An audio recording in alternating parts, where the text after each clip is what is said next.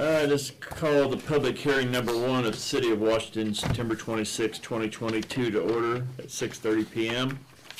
On the agenda, we have ordinance number 28-2022, an ordinance for additional appropriation for the City of Washington, Indiana for Community Crossings Matching Grant. Does anybody in the audience or anybody, any council member have any questions or concerns about the ordinance 28-2022?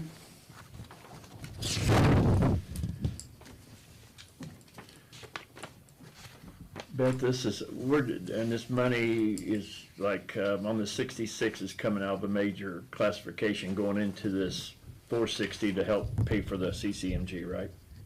It is money that we already have. We're just appropriating in one spot. Receiving the money from Community Crossings, from NDOT, the Yeah. Community Crossings grant. We need to have it appropriated in order to spend it.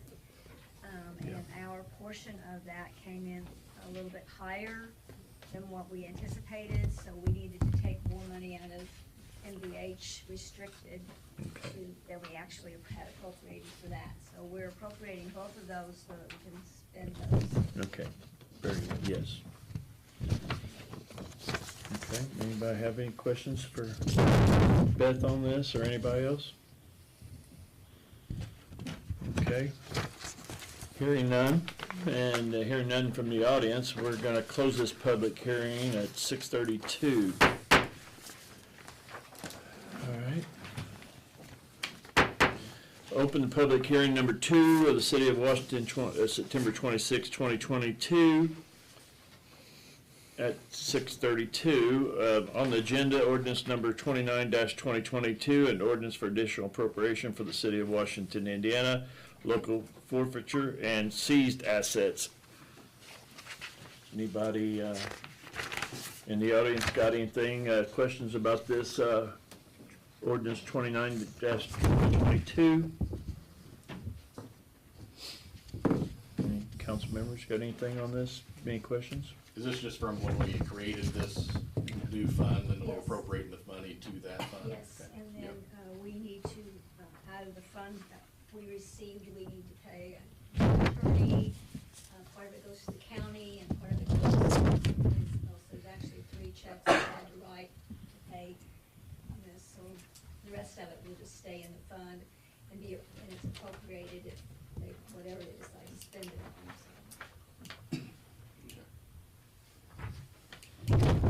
Any other questions? Okay, hearing none and hearing nothing from the audience, then we'll close this public hearing at 6:34. Okay, and we'll open one more public hearing, public hearing number 3, September 26, 2022, ordinance number 31-2022, an ordinance for appropriation and tax rate for the Washington Civil City for 2023. Anybody in the audience got any questions on this, on ordinance number 31-2022? Council?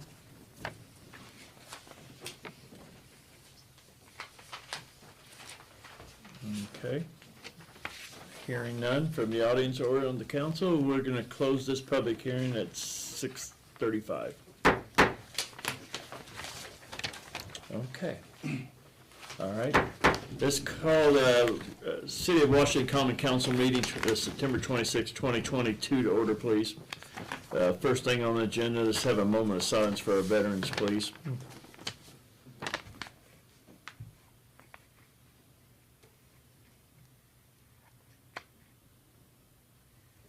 Thank you. Pledge allegiance, please. Pledge allegiance to the flag of the United States of America and to the republic for which it stands, one nation, under God, indivisible, with liberty and justice for all. Thank you. Okay, may we have roll call, please? Lunsford. Here. Councilman Brown. Here. Councilman Gress. Here. Councilman Hampton. Here. Councilman Emmons. Here. Councilman Dahl. Here. Councilman Showalter. Here. All present. Okay, thank you. Okay, next we have approval of the minutes of the September 12th, 2022 regular meeting in front of you tonight. Anybody have any concerns or questions about the minutes? If I move not, we approve those. okay. I'll second. Councilman Dahl makes a motion to approve and send to the Board of Works for final approval. Councilman Grass seconds. All in favor? Aye. Abstain. Okay. Opposed? All right, thank you. Okay, comments by the members of the public other than what's on the agenda tonight? Anybody in the audience got anything for the council that's not on the agenda tonight? Okay. Hearing none. Next, we have Denny Spinner, Okra Executive Director, and Jill Hahn, Okra's Southwest Community Liaison, to discuss the Hoosier Enduring Legacy Program, which HELP. Thank you, Mayor. Thank you, Denny. Denny Spinner, and I am the Director of the Office of Community and Rural Affairs, and I'm pleased to be here in front of the council. Jill could not be here tonight. She's had a family emergency, so Neil Elkins is our Director of Community Affairs for the office, and he's joined us here this evening as well. And wanted to thank you for the time to be in front of you, and I know that you're already started the process of HELP, but I just wanted to give you a little bit of update of where we are and maybe answer any questions you might have about the program. When one of the marquee programs under Lieutenant Governor Crouch was the Stellar Program, and when the Stellar Program was launched in 2011, it was an effort to help rural communities recover from the economic downturn of that time. That program allowed for local units of government to kind of dream big dreams and create aspirational projects that transformed the communities engaged with the Stellar process. And this provided a boost to the rural Indiana, and Stellar was the right program at the right time. But today, rural Indiana communities are facing another challenge in recovering from the effects of the worldwide pandemic. Under the leadership of Lieutenant Governor Crouch, Okra was challenged to create a program to help meet those needs. Local leaders are faced with the task of properly and effectively utilizing funds from the American Rescue Plan available to them, and are seeking guidance in making decisions to create projects that will sustain their communities for years to come. And with that, we created the Hoosier Enduring Legacy Program, or HELP, which is an opportunity to promote stability in Hoosier communities and make them more resilient to future economic downturn. HELP melds the pillars of the Stellar program into a program that helps capitalize on the success of our previous efforts while addressing the current environment of Hoosier communities. This new program supports cities, towns, and counties by building capacity, creating a peer network system between communities participating in the program, and developing a strategic investment plan, providing access to set-aside funding to implement projects through that investment plan. HELP is a process that culminates in a strategic plan that was really, I think, a dynamic document for your community for years to come. Throughout the program, Okra will be engaging the expertise of the Purdue Center for Regional Development, the Indiana University Center for Rural Engagement, the Ball State University Indiana Communities Institute, and the Ivy Tech Community College to steer committees through the process of identification and prioritization of projects along 4 different pathways. And these pathways were established by Okra as development themes to help with the goals of the specific funds from the federal government, because part of this process is to make sure that we're presenting projects to the community that can meet the goals of those federal dollars. So the 4 pathways that we're using are advancing e-connectivity, enhancing the quality of life, promoting community wellness, and strengthening the local economy. We know you are working with the Southwest region as part of the READY program, and this is a connection between READY and HELP. Being designated as a HELP community will strengthen your voice in the region at the READY table. The HELP process will do this by supporting the county and giving you the tools to critically address previous plans. Look at community data through an equity lens and engage in diverse and creative engagement. And give you a confidence to fully leverage the coronavirus local fiscal recovery funds to meet your specific community needs. In the long term, participation in HELP will empower your community by establishing these systems for success, and you can be a better partner in your region as well. The City of Washington, in collaboration with Davies County, has been chosen as a help recipient and has recently hired a community coordinator to assist in facilitating the program. And we're pleased that Amber Warden is here with us this evening, and Amber will be working side by side with us on this program. And this is really one of the exciting portions of this program is creating a person that really helps walk side by side, not only with Okra as an agency working with the community, but walking with the community to guide the process. As the community coordinator, Amber will be working closely with the local unit of government on the projects that will create long-lasting effects. Amber will act as the connector between our office and your city, and the strategic investment plan will create projects that match the Hoosier Legacy Program. It will remain the fiscal responsibility of this unit of government to fund and implement any projects with that through the strategic plan. So everybody's got a role in this program. The goals that were set by the City of Washington stood out as we evaluated those that we applied for the program. And those goals include continuing to engage the community in a proactive way, to advance the quality of place and community pride and the sense of identity in Davies County, to attract and retain talent, to leverage community resources, both public and private, into tangible, high-impact change, and to empower the distressed, the marginalized, and the underprivileged populations that live in our communities. Again, this is an opportunity for the community to take full advantage of the American Rescue Plan Act and plan for those dollars to be appropriately spent, but also to establish a legacy that in each community. I hope that we would never have a situation where funds like these are available to us again, because they're coming because we were in an emergency, in a pandemic.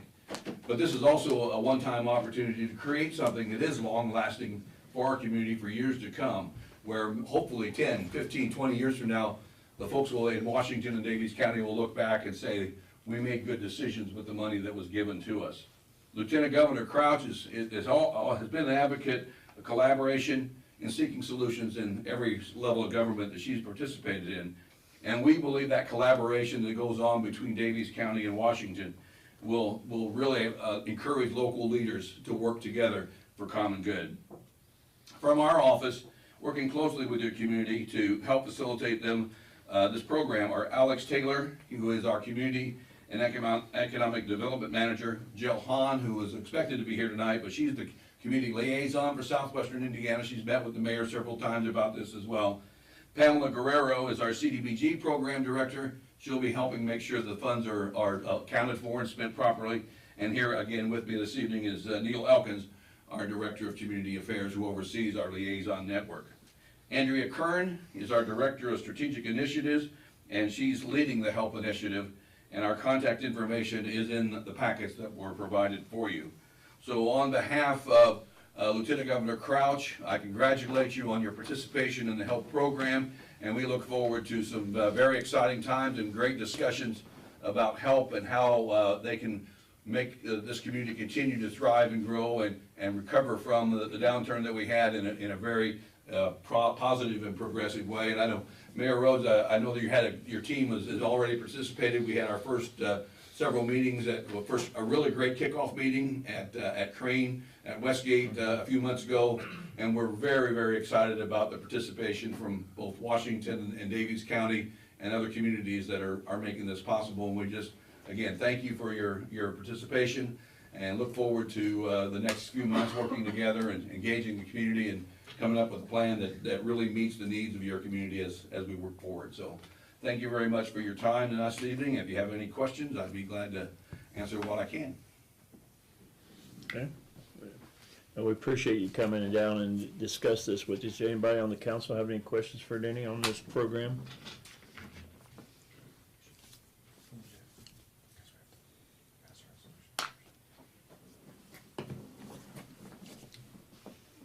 Okay. All right. All right. Mayor, thank you very much. Thank you, Again, Danny. council, thank you for your Thank time, you. and have a good meeting. Thank you. Okay, thank you. All right. Okay. Next on the agenda, we have Brian Niehoff and Dusty Davis to present the Discover Downtown Washington program to us.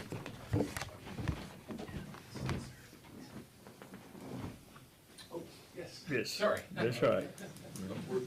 Sorry, I saw somebody I knew. That's All right. Is this Discover Downtown Washington? Yes. Okay, it's all yours. I'm just All here for mine. moral support, so. Well, thank you guys. I'm Dusty Davis. Like to announce to everybody we finally got everything together for our new organization, Discover Downtown Washington. This is something that Mr. Mayor brought to us back in December, I believe. We had a meeting out at the community building at the park and have been in discussions ever since that meeting. We formed a board. We have 15 board members. We have set up 4 committees, and we actually follow Okra's example of the Indiana Main Street program, and a lot of their points that they have in place already. So we, you know, we're doing this. A lot of people ask me, why do we want to fix up downtown? What's our vision? What's the purpose of this? We want to create a great space where people can connect. You know, in modern days today, people are in their phones, they're running around, and they're not connected like they used to be. And we just want to have a central place locally where we can have festivals and have events and build relationships with one another and just foster those relationships in our community. And I think this organization brings that along greatly and helps us do that.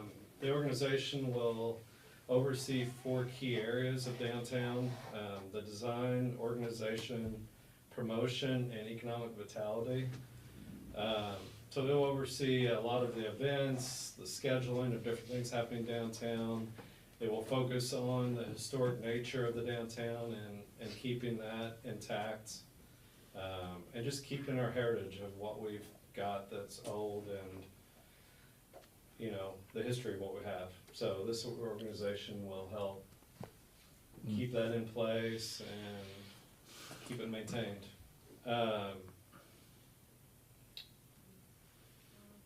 Yeah, so we're excited. We've got other things in the works that will be part of this organization, but we are getting ready to roll out with some formal announcements of that it's in place, and yeah. Just want to announce it, Brian. Yeah. anything?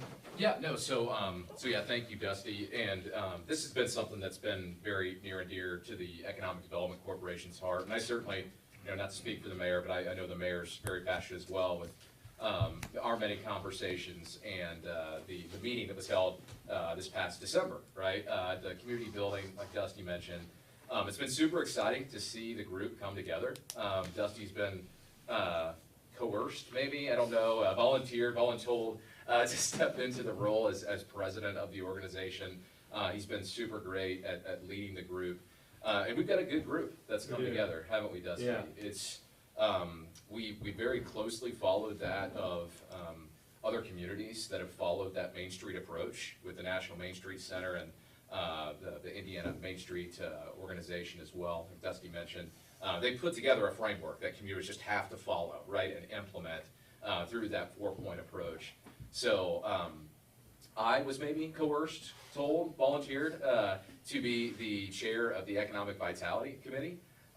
So it's obviously there's a lot of tie-ins with economic development, and it's economic development on a downtown scale, right? Which, as we all know, and as Denny just talked about from Okra's perspective, how do communities compete in the 21st century economy? That war is being fought on the turf of talent, right? And talent is attracted to communities that have vibrant downtowns and things happening there, right? The Commons, we've been talking to you all about that project for a couple of years now, right? You know, and we're finally coming to a head on some of that, which we'll be talking with you all very soon. But this is that human infrastructure, that human capital that we're putting in place to ensure that these downtown activities are sustained and that we even pick up some speed with what's happening downtown. Looking at programs like a facade renovation program. I know we've had that in the past, actually through Okra, interior renovation programs, even just sharing positive messages about downtown, about the merchants that are investing down there, looking at creative ways where we can get more investment downtown. So it's really exciting to be a part of that comprehensive approach, and As chair of the Economic Vitality Committee, we're gonna be getting together. We've already started to have some of the conversations with the mayor, with others, about creative ways, now that the organization, we're launching the organization formally, we have our board of directors in place, we have bylaws, articles of incorporation, bank account, all of those things that a nonprofit organization needs. Now that we have that in place, we are looking to put together a quick impact program to come out of the gate and really start to see some transformation downtown. Create some opportunities possibly with a quick facade renovation program, or something that we can leverage some private dollars, matching programs, something of the sorts. So once we get a few of those details pulled together with our Economic Vitality Committee, we'll be back to you all to talk about what that looks like, how we pull that together. The mayor, I believe, also serves on that committee. So we've got a good group of realtors, of bankers, of folks with financial economic development experience all coming together. So we just wanted to fill you in on the program, on the new organization that's been established. We feel it's vital to how the city of Washington is going to grow and develop in the coming years. And we'll just be happy to answer any questions, have a conversation, any thoughts on the organization as we move forward. So, Mayor, any thoughts? Well, yeah, and we go back to, we had an organization called Heartbeat of Washington back in the past. And then I got in office, and we wanted to try to get this group back together for downtown, try to, make downtown better. And that was what I was hearing when I came into office. So we had this small group, but then me and Bryant got together and we talked. We was also Indiana Main Street at one time, and that kind of fell through the cracks, so we wanted to get it back in place. So we started making the moves to get it back in place and doing what we could to get it up to, so we'd be a certified Indiana Main Street. So we talked and we got this group together because the other group and what we had left over from the other group, we felt like wasn't, there were some good people and they're still involved, but we wanted to get it more and get more people involved and move in a different direction.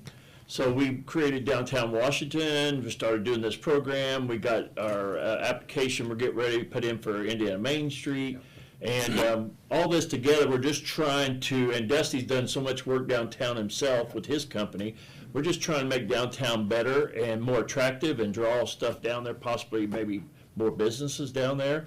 And with everybody's help and Dusty's expertise on what he's doing, we feel like this is a good program to make that happen.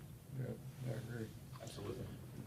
Yeah, well, and to the mayor's point there about Heartbeat of Washington, I mean, I think, one, it was a great group, and it was one that was all volunteer, one, and two, it was built around events, right? And they did events, and they did events well. But then when the pandemic hit, we all know what happened to events, and that organization really just, as some do, just fizzled out, right? But we felt the need that there needs to be more in place for downtown Washington. Specifically, I can't count on every digit how many times I've been called asking about if there's facade programs or if there's anything of that nature in downtown Washington. And we obviously don't have that now. We haven't for quite some time, and there's a real need, there's a real hunger for some programs to be put in place downtown that can leverage that private investment that we see in other communities. I know Vincennes with InVin, Jasper with Heart of Jasper, Huntingburg is a great, downtown organization as well. So we're just looking at those and borrowing what we can, making it our own where we can, and we're excited to get this on the ground and running.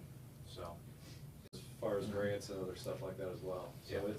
it's gonna be good for our downtown. And I was probably one of the ones asking the most questions when it started, and a little skeptical myself, so I'm excited about it. And we want the community to know what's going on downtown. We want we want them to, feel like they're involved. yeah. And that's where that promotions piece comes Yeah. in. You have to Yeah. have a group that is communicating what's happening downtown. And, we even realize this from the economic development standpoint on a countywide scale. You can be doing all the work in the world, but if you're not sharing with the public what is happening and what you are doing, what your initiatives are, then in Joe Public's mind, there's nothing happening, right? So taking that a step further with downtown Washington and really picking up that promotions piece and running with it, so. Any other questions, Any thoughts? questions from the council or anything? Comments? Volunteers for the board or a committee? No, thank you so much for your time this Yeah, evening. We thank you appreciate guys it. for Just bringing wanted this keep to you us. abreast of what's happening. Thanks. Yeah. And, Thank you. you Thank will be you. seeing a press release here very shortly on that. Okay. So, thank you. Thank you. Thanks. Okay, very good. Okay, and we kind of move things on. Next, we're going to discussion and approval of the final plat for the Kirstine Harbor Springs subdivision. And today we have Dennis Helm here representing Kirstine's Harbor Springs subdivision. Again, my name is Dennis Helms, Landmark Surveying. I'm here on behalf of Ruger Kirstine from Kirstine Development. What we have tonight is the final approval from the council for the Harbor Springs subdivision. It's about 10 acres located north of where True RX is now. Used to be the old New Gas property. The property was rezoned by the city here earlier to be a PUD, a planned unit development. That development is now going to consist of 8 townhome style residences, 12 single family residences, and then up to 72 apartment buildings. The plan is to begin with the the townhomes and the single family, and the apartment complex will probably come next year. So we've been through the plan commission and got those approvals. The project is currently out for bid. They do intend on starting it this fall, if everything goes well. And so beyond that, I'm just happy to answer any questions. And they've made provisions in their improvements for passing blisters and traffic control. Correct. We're extending basically the passing blister that was put in for True RX to make a right turn lane into the subdivision. And on the other side of the road, we are extending what was the right turn lane to True RX as a passing blister for the subdivision. So there will be additional improvements on each side of the road there on East National Highway. Done a nice job. Yeah, and I think they addressed some other issues that we had. Questions came up previously. They've addressed those too, with the the retention pond and things like that. I would add one thing, the one thing they took into consideration that was very good with the neighborhoods around there. Early on, we had a few neighbors that were concerned, but they really put in conservation strips and easements and things that really got it off the property lines, and, upwards in some spots of 50 feet, that nothing can be done. So it's not gonna really get anywhere close to a next door neighbor, even in the kind of the mixed mobile home park there by the railroad tracks. They did a really good job. Any other questions for Dennis or anybody? I'd move we approve it. Okay. I'd second it. Okay, Councilman Dahl makes a motion to approve the final plat, and Councilman Gress seconds. All in favor? Aye. Opposed? Okay, thank you, Dennis. Thank you. All right, moving on, ordinances. We got final reading of ordinance number 28-2022. I'll make a motion to read that ordinance by title only. Councilman Campton makes a motion to read this ordinance by title only. Second by Councilman Brown. All in favor? Aye. Opposed? Tim? Ordinance number 28-2022, an ordinance for additional appropriations of the City of Washington, Indiana for Community Crossings Match Grant. Okay, I'll make a motion to approve that ordinance. okay. Councilman Campton makes a motion I'll to second approve it. the ordinance. Councilman Emmons seconds. Roll call vote, please. Councilman Lunsford, Aye. Councilman Brown, Aye. Councilman Gress, Aye. Councilman Campton, Aye. Councilman Emmons, Aye. Councilman Dahl, Aye. Councilman Showalter. Abstain. And I went, since we moved things around on the ordinance, and, okay, this ordinance is approved, but before we go on the ordinances, we did forget Dean Rogers on other business since I moved things around. And I had it right there in front of me after he got done, but if we may, go back to Dean and let him present from Baker Tilly Advisors LLC to discuss the rate study and the go bonds tonight. I moved around, I put the arrows there, and then I went right off the bottom line and forgot Dean. No worries. Do you have a preference on where you'd like to start with either rates or the general obligation bonds? I'd say Mr. Brown would really like to hear these rates. I think since you worked so hard on the, I mean, you know, that was the main concern, and then we'll talk about go bonds. Okay. I know you've had, at least I think you have had, the stormwater rate study in your hands for a little bit. Is that, you wanted to cover that tonight as well, right? If so, we'll start with stormwater. So everybody should have 4 different rate studies in front of you. Kind of to pick out which one we're talking about, look at the subject line just below the address on the front page. So let's touch on stormwater first. Okay. I'll kind of start out hitting these somewhat high level, and you know, happy to get into the weeds, happy to get into questions. But with stormwater, I'll first kind of draw your attention to starting on page 4. Basically, my manager and staff, we gathered financial data in many cases through 2000, and then updated through 2001 for most of the utilities.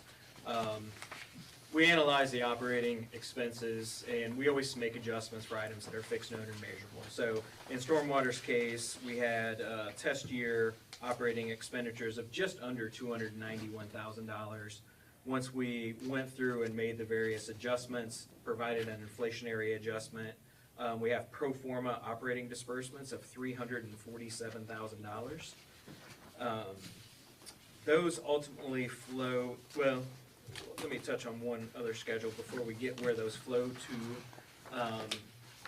Direct your attention to page 7 as the capital improvement plan. And you'll see this in each of the rate studies for all of the utilities, but on this page, we have a 5-year capital improvement plan. And the average annual capital improvements for those 5 years in total is $240,600. $240,600. And that's important to remember that number, because on page 8 is kind of the summary of the rate analysis and what we call the revenue requirement schedule. So the top half is revenue requirements, and with stormwater, it's really your operation and maintenance expense, that $347,000 that we talked about, and then replacements and improvements, which is that pot of funds that is either used for your capital improvement plan or some other level that you may choose. So you'll notice that we presented 2 alternatives here. The difference between those 2 alternatives is just your allowance for replacements and improvements. Alternative 1, that allowance is kind of artificially set low to a break-even point. So that's at $58,600, so that your net annual revenue requirements equal the revenues that you're currently generating from stormwater. However, alternative 2, if you truly want to fund that capital improvement plan that has been identified, the annual revenue shortfall is roughly $182,000. So stormwater is a tricky thing. I've been talking about stormwater rates a lot, it seems like, around the state lately, and communities with stormwater rates, a lot of communities started at around $5. $5 kind of seemed to be that magic threshold for communities that qualified you for some grant dollars. And a lot of communities kind of set it there and forget it. And quite honestly, they're still subsidizing stormwater from other sources, whether that's tax dollars or in most cases, the sewage works.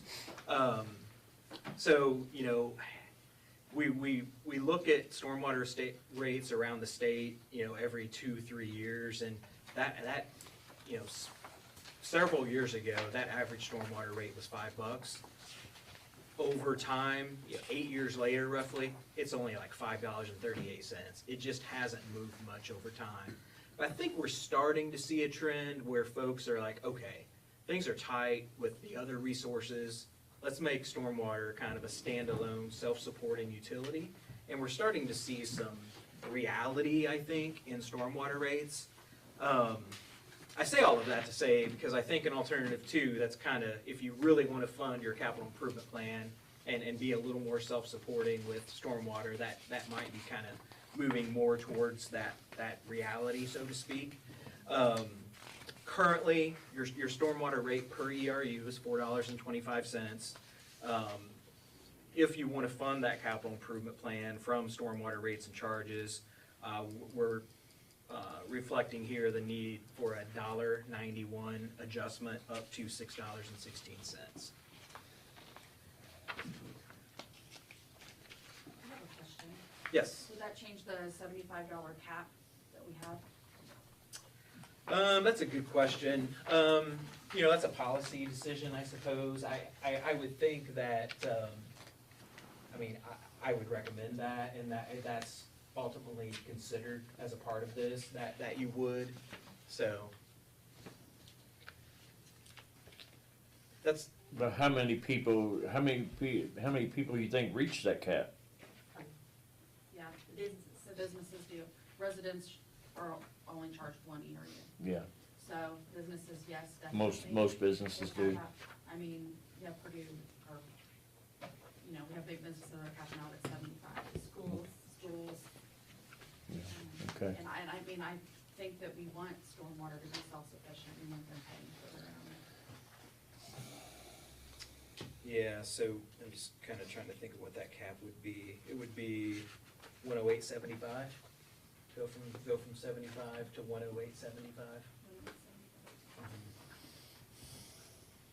And if you held it at 75, that'd reduce your revenue projection then.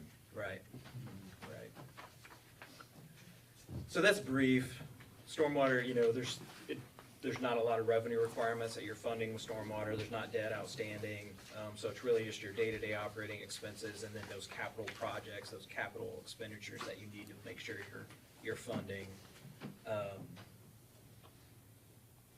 So I'll pause there and see if anybody has any questions about stormwater. Well, what's the 45%? That is the percentage increase in the existing rate. So I didn't mention the 45% because percentages are all relative, right? But when you're starting with a low rate of $4, what do you have, $4.25? Yeah. 45% sounds a lot. It sounds shocking, right? But then you put it in dollar But terms. that's $1.91. Right. It's That's the dollar, $1.91. yeah. It doesn't seem like such a big Yeah. issue as 45% makes it seem. The biggest thing we've done in the past since I've been in there is we've focused on is the projects, the stormwater projects. We've done those in the last 3 years. We've pretty well done most of those projects, but stayed within our budget on that.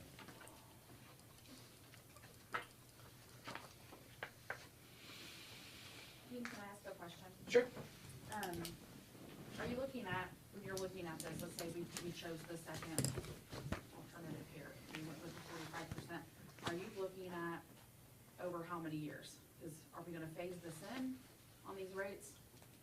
Or is this gonna hit everybody at once? Right. Ultimately, that's a council decision.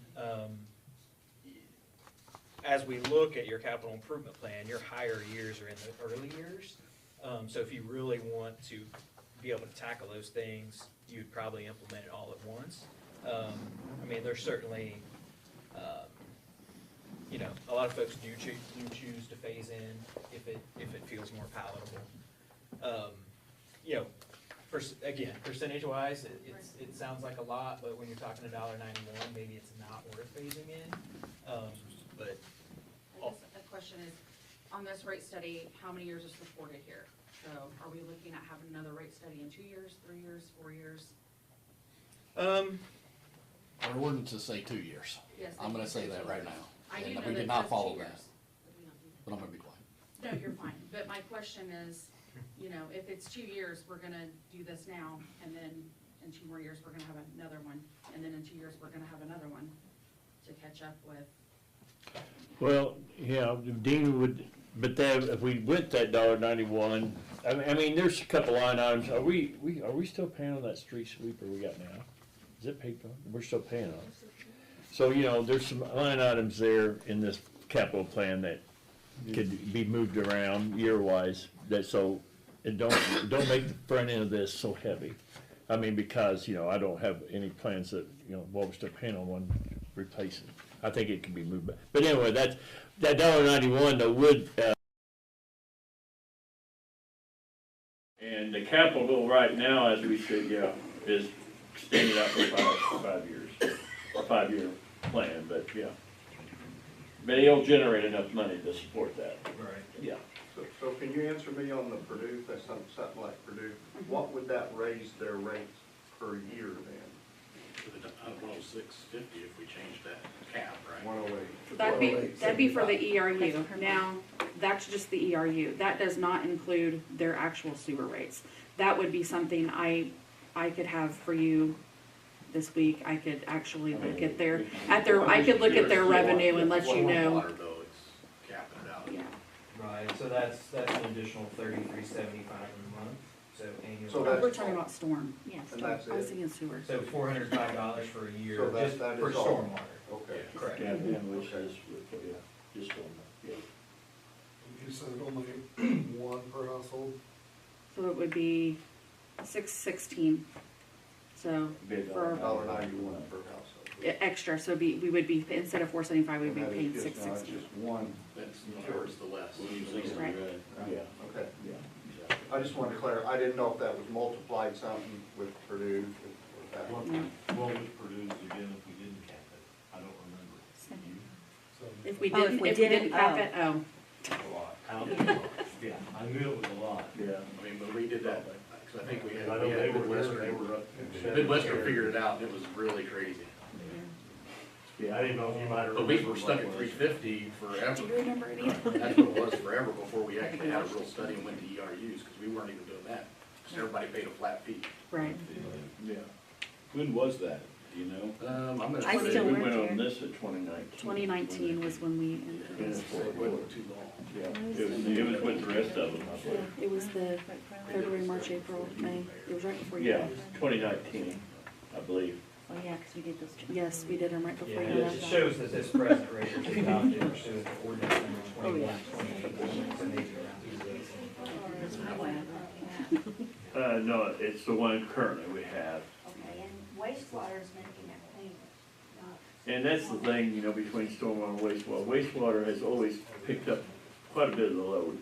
And since I got in there, I said, you know, basically asked And they just myself came why. out. You know, why do they pick up so much of the load? They do. Most employees are under wastewater, but they work stormwater too, so those two departments I always had trouble with. For the most part, all that water goes in sewer line anyway. Yes, yeah, so I mean, you know, but, you know, it's kind of deceiving the way, yeah. Well, I think that when we did that first thing with Midwestern, I think it was inevitable. We thought in a couple of years, we'd have to revisit it and make adjustments to try to, we were trying to claw at it a little bit at a time, instead of just trying to bite off the bullet and say it would need to be $7, and then everybody would go double their rate. Yeah, So exactly. I think that was kind of the intention, that we would come back and look at it. That was the discussion, yeah. So I mean, this one doesn't scare me as bad.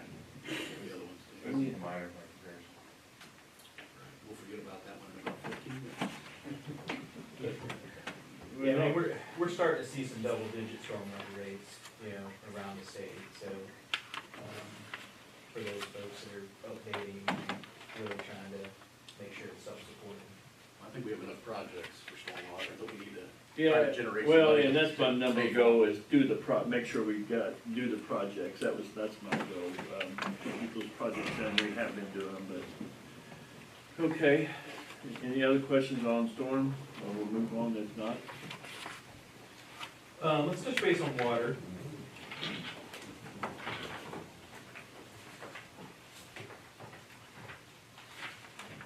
So, what you're gonna hear on some of these others is, talking about some of the needs still associated with Business 50. and finishing that out with the center section. And so keep in mind that some of those costs are still a little bit speculative and not completely known yet, and likely won't be known until probably in that February timeframe. You know, so that's when that's gotta be bid out, I think, per NDOT. And NDOT wants to make sure that the funding for the utility-related pieces are in place at that time. So there's some history there with, you know, the east and west ends and some some bond anticipation notes that were issued in 2018 that are outstanding. So we'll get into all of that a little bit and kind of start there with each of these on page 5.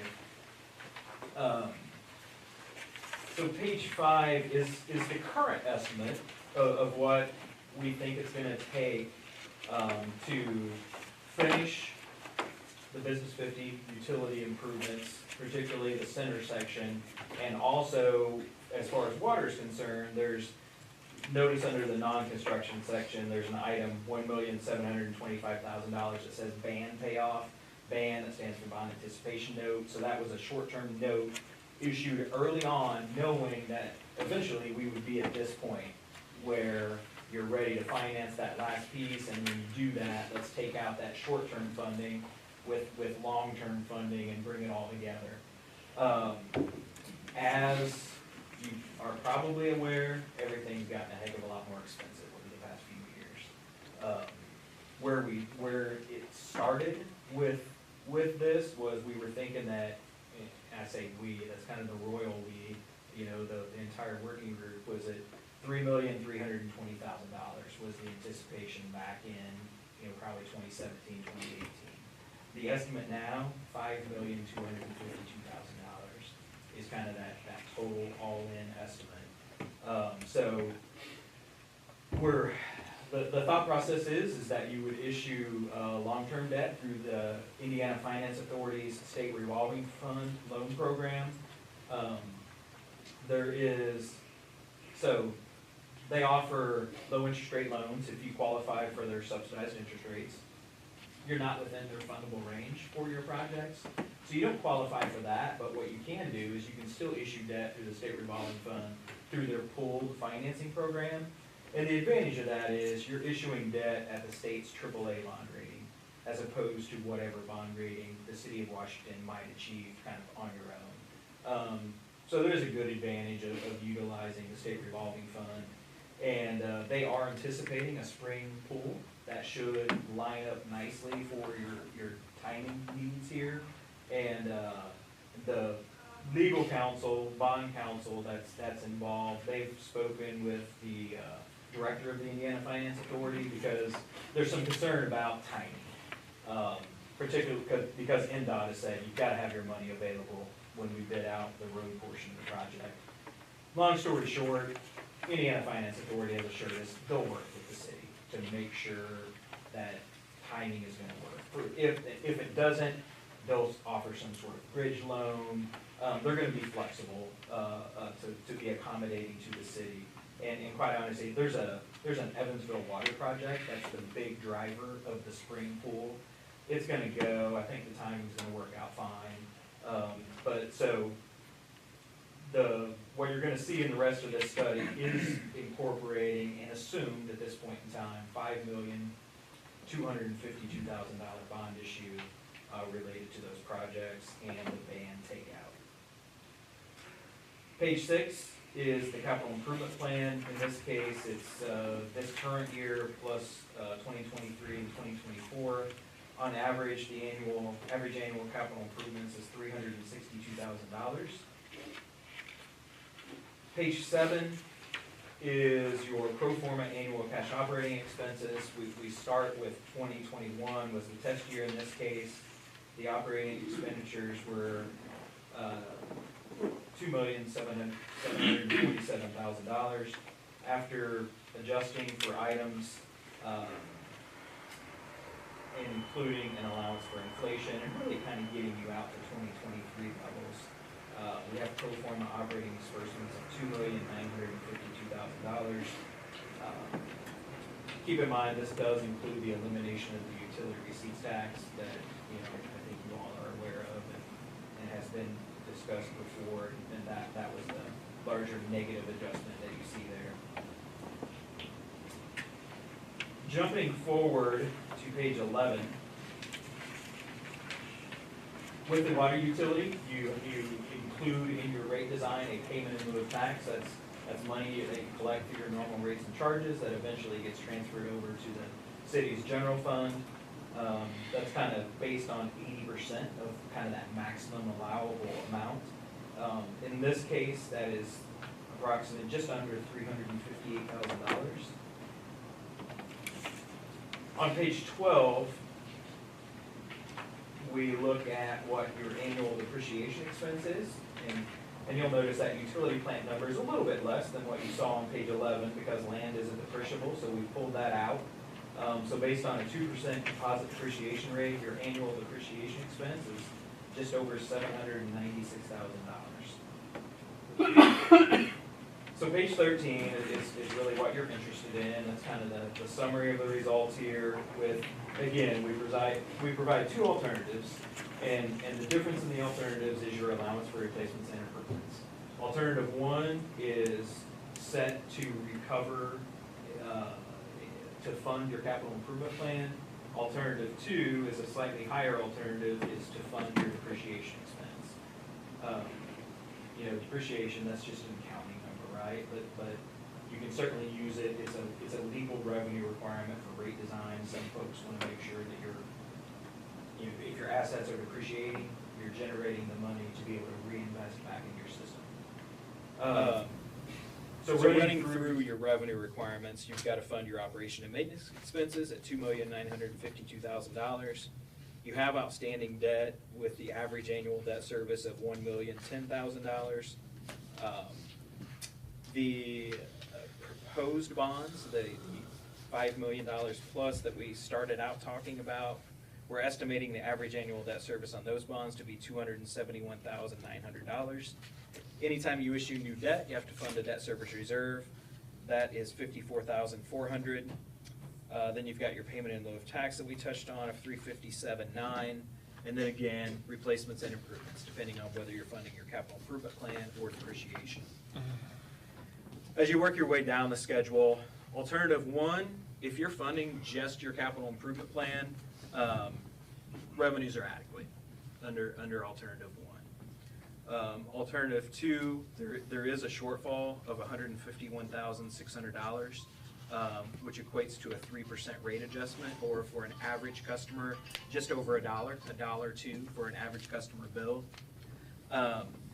Couple of notes on this page, things worth talking. So one thing that really helps your situation in water is that in 2021 you paid off your 2013 bonds. And that was roughly $500,000 of annual debt service. So those dollars freed up for other purposes, which helps the situation with the water utility. Another item of note, and we'll talk about this on the sewer side as well, is revenues aren't really up to expectations of where we would have expected them to be based on your last rate study. A large reason for that is kind of your larger customers, particularly Purdue. Their flow has, I think you guys maybe seen some of this data, is down a little bit over the past few years. So the revenues that we anticipated to generate from back in the last rate study in 2018 haven't really materialized to the extent expected because of some of the lower usage from some of those larger volume customers. It's actually a little bit worse on the sewer side as far as revenues not being realized. It's helped on the water side because GPC's water volume is up quite a bit, and Davies County rural water is up slightly too during that time frame, or at least from what it was back in the 2018 study. Let's see if there's any other schedules in here worth touching on. Yeah, I won't bore you too much with this, but page 16 is worth taking a glance at. we always like to show communities where your cash and investment balances are compared to your minimum required balances. Anytime you have debt outstanding, your bond ordinance places minimum requirements on your funds, and that's what you see at the top of page 16. In total, you had a little over 5.5 million. Your minimum balance required is just a little over 2.6 million. So cash balances are certainly adequate. And then one other page that you may be interested in is kind of back towards the beginning on page 4. I know folks are sometimes interested in seeing how you compare to other communities, particularly your neighbors, when it comes to your average residential bill. That's illustrated on page 4 with several communities down here in southwestern Indiana. You can see that you're kind of on the lower end of the scale as far as water rates go at $33.31 for a customer using 4,000 gallons of water. Under alternative 2, again, that goes up $1.02 per month to $34.33. So still remaining a decent amount lower than some of your neighboring communities. So by and large, the water department's in pretty good shape. By and large, yeah. So the 533 cubic feet is 4,000 gallons? Yeah, sorry, I always forget you guys. Yep, Yeah, and then that's correct. how many units would that be? Sorry, what was that? On the, how many units on this average? Said it was 4,000 gallons. Oh, five units, Okay. yeah. So that's our minimum. We charge a minimum of 5. The difference between those two proposals is basically the depreciation versus replacements. At 150, that's about half the cost of a well. And that's the big thing with the water we're looking at is the wells. That's, next couple of years, that's gonna be our big thing is the wells. But it seemed like this one could almost wait till we sell bonds through SRF. This would be across the board question for all utilities. You know, our department heads did these capital improvement plans. They redid them, I think, end of last year. So here we're almost a whole year in of inflation. Their costs on certain things have gone up tremendously since that time. So, you know. In some of the capital plans, some of them, we've kept doing things in these last couple of years, even with water. We've done some things, we've done some maintenance, things that might be on here that we kind of did as we went. So we're not, I feel like, too far behind the 8 ball, but the wells is the big thing on the capital plan on this. And some of the things we've already looking into, like that service truck, replacing that service truck, we have looked into that, replacing that. So we have a little bit of that going on that we need to kind of look at and keep in mind. So David, you raise an interesting point, I mean, about timing, right? When you issue debt and you have debt outstanding, you have to be able to meet an additional bonds test, otherwise known as a parity test, to show that you have adequate bond coverage. And that's 125% bond coverage. That basically means you have net revenues available to cover your existing debt service, proposed debt service, plus a 25% cushion. So that's in your bond ordinance and would be in a proposed bond ordinance. So we'll have to prove that you can meet that test before you're able to issue additional debt on a parity with your existing debt. So certainly, does a decision have to be made today? No. Communities often want to wait until you have bids in hand, particularly in this kind of bidding environment, kind of to some of Stacy's point, that costs are going up all the time. And, there was David could probably talk about this better than I could, but there was a time where engineers feel pretty comfortable with a lot of their estimates. And over the past few years, I think a lot of engineers have been pretty uncomfortable with some of their estimates and the bids that we've seen come in. So I say that to say, we can certainly be well-positioned to act fast once bids are in hand, because if you're waiting to that point, you'll have to act fairly fast, but you're gonna have all the information in front of you so that we can drop the bid numbers in and know what that result is pretty quickly. Another thing, keep in mind is, that's not on here is, I've got several calls, emails, concerns about the water tower.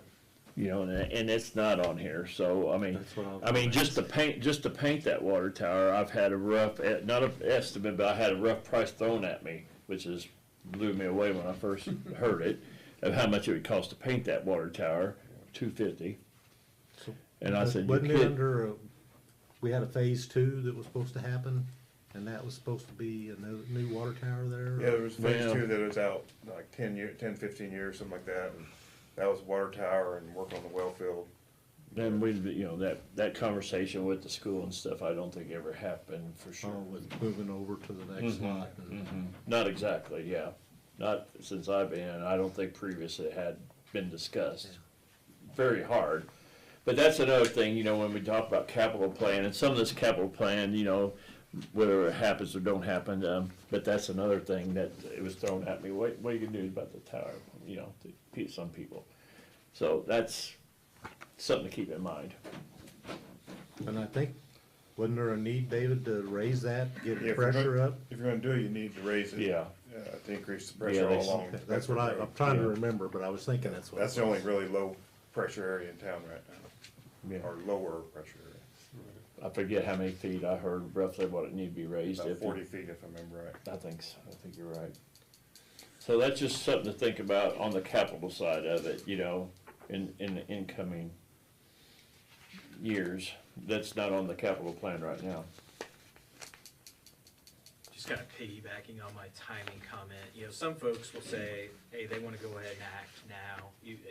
Some folks choose to act before you have bids in hand. And I'll just say, there's an inherent risk in doing that, and really the risk is just, there's an upside and a downside, right? You can raise rates, if bids come in great, maybe even low, maybe you've raised rates higher than they need to be. Now, there's always uses for those dollars, and from my perspective, but I know it's, citizens feel that, and elected officials may not want to be in that position. The flip side is bids come in high and you haven't adjusted rates enough, then you have to go through that process again of, a public hearing and ordinance adoption, to make things work. Yeah. But with a couple things off the capital plan on this, I think it'd be easy to, justify, a 3%, down the road, because of the wells and and just the water towers alone. Just without doing any of this other stuff, which we've been doing some mains and valve replacement already. We've been doing a little bit of that as we go. So, okay. Any other questions on water for Dean? And all these, Dean, I was gonna ask you later, but I'll go ahead and ask, on all these rates, if we wanted to put this in place next year, like we did in 2019 roughly, when do we have to move on this stuff? I mean, when would we, if we want to put it in place, let's say in March of next year, when would we have to move on some of this? Well, we're thinking that it's probably gonna be February when we have bid numbers, so, Can we move that quick? You'd wanna probably get something introduced in February. Yeah, okay. How often do you meet? You meet once or twice? Twice. Yeah, so, it may require a special meeting, I don't know, Yeah. but you'll probably introduce I didn't know it. how long it took. Yeah. Right, from introduction, you just have to have it's either a 7 or 10 day notice for your public hearing. You can hold a public hearing and vote on it in the same evening. So it can happen pretty quick. I think maybe the slower part is actually getting it implemented in the system. Yeah. And that's just for instance, I picked March, I just threw that out there, just in 2023 period, I mean, if we wanted to do it in 23. Okay. I was just wanted to hear it, okay. Any other questions on water? No, we'll move on. All right. Let's touch base on electric, Okay. saving the worst for last, man. Just go to page 12. You want me to? I'm happy to do that, yeah. Yeah, we can touch base on page 12, and then if we have questions from there, we can circle back to the details behind it.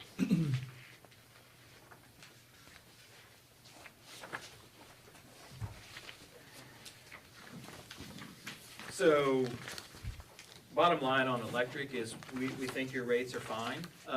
Just a little background for those of you kind of going through your rate studies for the first time is electric rates tend to last a little longer than rates for other utilities, meaning they don't have to be adjusted as often.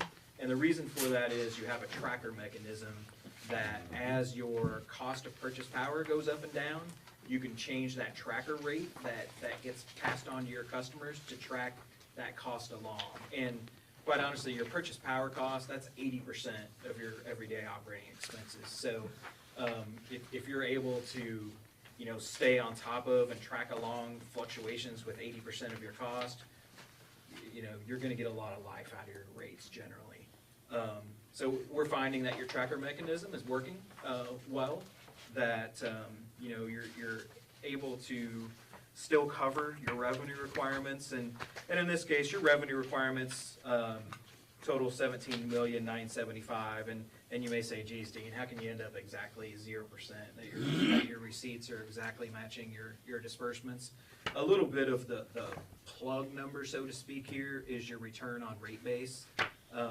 That's a legal revenue requirement that you can earn. It's at $107,700 here. I will say in the last rate study, that number was a little bit higher, so you can justify a little bit more than that. It was around roughly $180,000 when you're with your last rate study. So wanted to make you aware of that. But this is funding everyday operating, your outstanding debt for your 2018 bonds. Oh, your debt service reserve, your payment in lieu of taxes, that return on rate base, your replacements and improvements, which is, I'm gonna make it clear what that's based on in this case. It's based on depreciation expense, which is, if we look at your capital improvement plan on page 5, it's $251,000. So your depreciation expense in this case is significantly higher than your capital improvement plan. So you would have no problem funding those identified capital improvements that you have. We start talking, one thing that we should discuss is if you start talking about Business 50 and the utility cost associated with that, let's touch base on that topic for a second and look.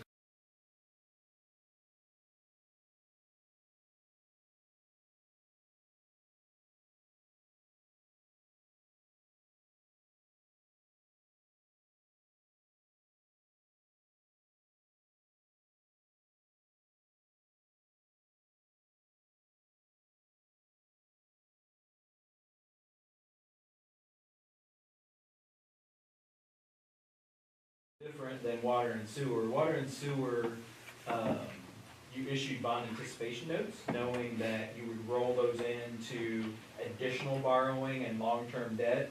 With electric, and I'll be honest, I don't know exactly the reason behind this, because I wasn't involved in this process at the time, but you issued the long-term debt for electric already back in 2018. I think part of the reason for that is just the analysis. You were able to issue fairly short-term debt because your debt actually isn't too far away from maturing. It matures in July 1st of 2024. So your term of your long-term debt really wasn't a heck of a lot longer than what your short-term borrowing would have been in a bond anticipation note. But what we're seeing is, on the electric side, is that you may have additional funds required of around $640,000. Again, you won't know that number for sure until bids are in hand, but what we think on the electric side is you've got some things going for you. Your debt that you're currently paying on, you're paying $460,000 a year, that matures a little less than 2 years from now. You're still funding the debt service reserve associated with that, but that will be fully funded by the end of 2023, so that revenue requirement also goes away. And you can use that debt service reserve that you've accumulated towards your final payment on the bonds, which covers 90% of it or more. So really, by the end of 2023, when you make that January 1st, 24 payment, effectively, that revenue requirement goes away at the end of 23. So you're gonna have some resources available to cover the electric shortfall.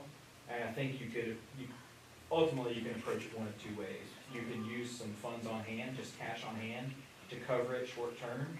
And that's gonna make a dent, but you'll be able to recover that pretty quickly as your debt is paid off and you've freed up those dollars.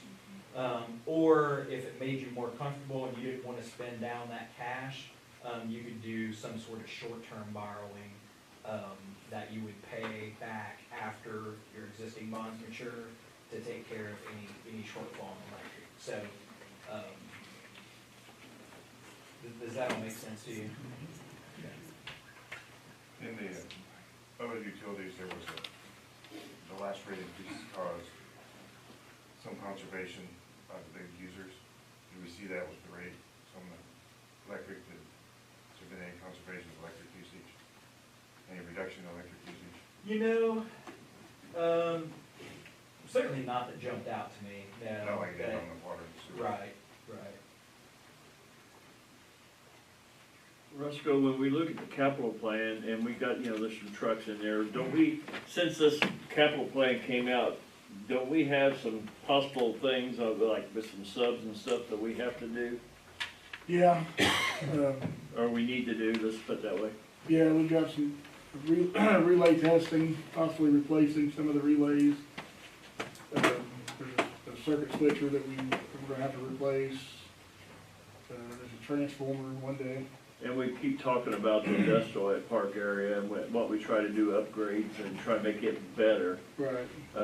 I'm just some food for thought, to think about as we move forward,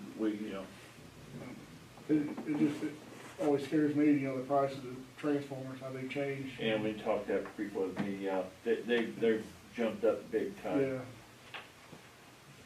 So Little Red Line replacement, 100,000 just in 2022, was that something special project, or is that for the road? What was that one? The 100,000 for Old Red Line replacement's only this year, is that That wasn't, a special project? Or that is wasn't our phase 3 stuff we did out south of town, was it? No.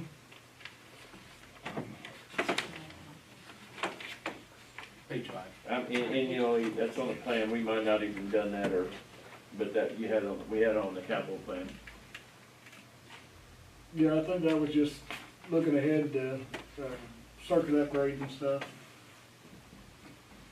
But the subs, I just wanna throw that out there, cause the subs, it concerns me, we're gonna have to have some work done there. I don't know what kind of money we're looking at when we say that.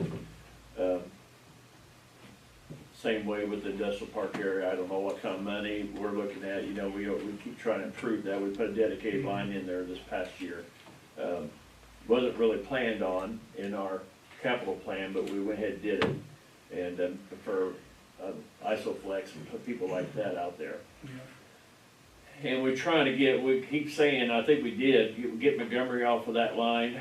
Is it completely off that line now? Not quite yet. Yeah. So we're trying to get Montgomery removed off that line for those people out there. Trying to get all residential off of it and try to keep it just for the industrial. Yeah. So I don't know what kind of money that looks like, for sure, but just something to think about, that some improvements that we have to do that's actually not on paper right now. That we need to do, I ain't saying have to, but some of that sub stuff we'll have to do eventually. I can get better numbers for you too on that. Just a couple more minor points on electric. So we did also, like we did on water, we reflected the elimination of the utility receipts tax, which essentially is a wash for you, right? You have that expense that goes away, but you adjusted your rates accordingly. So we normalized your revenues for that adjustment and the expenses. On page 2, the key performance indicators, if you're interested in seeing a little trend, At the top of page 2 is the cash and investment balances over the past 3 years. So if you look at the totals there, you can see that you've been building some cash over the past few years. Now keep in mind, a couple $1 million of that is bond proceeds that is available for finishing out the electric project, but still, beyond that, that $2 million has been fairly consistent. We have seen cash balances increasing over this time period. Just another kind of indication of indicating that rates are doing pretty well.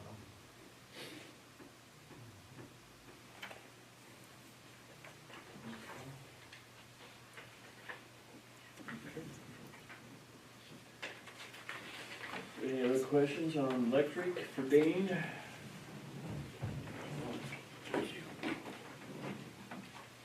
Okay. Any question, you got anything else, Stacy, Roscoe, on electric at this time? I don't think so. Okay, all right, thank you. Okay. We'll touch base on sewer last, be a little less pleasant to walk through sewer.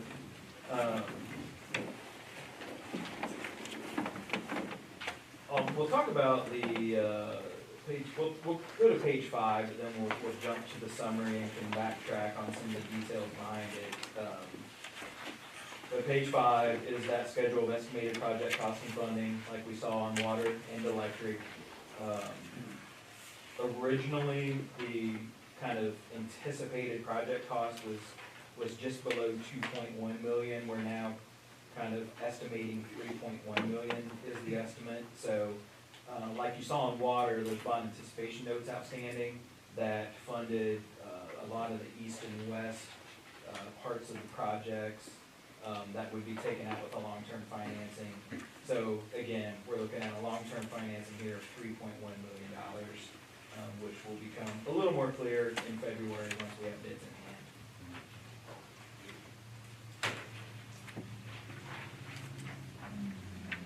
We can jump to page 13.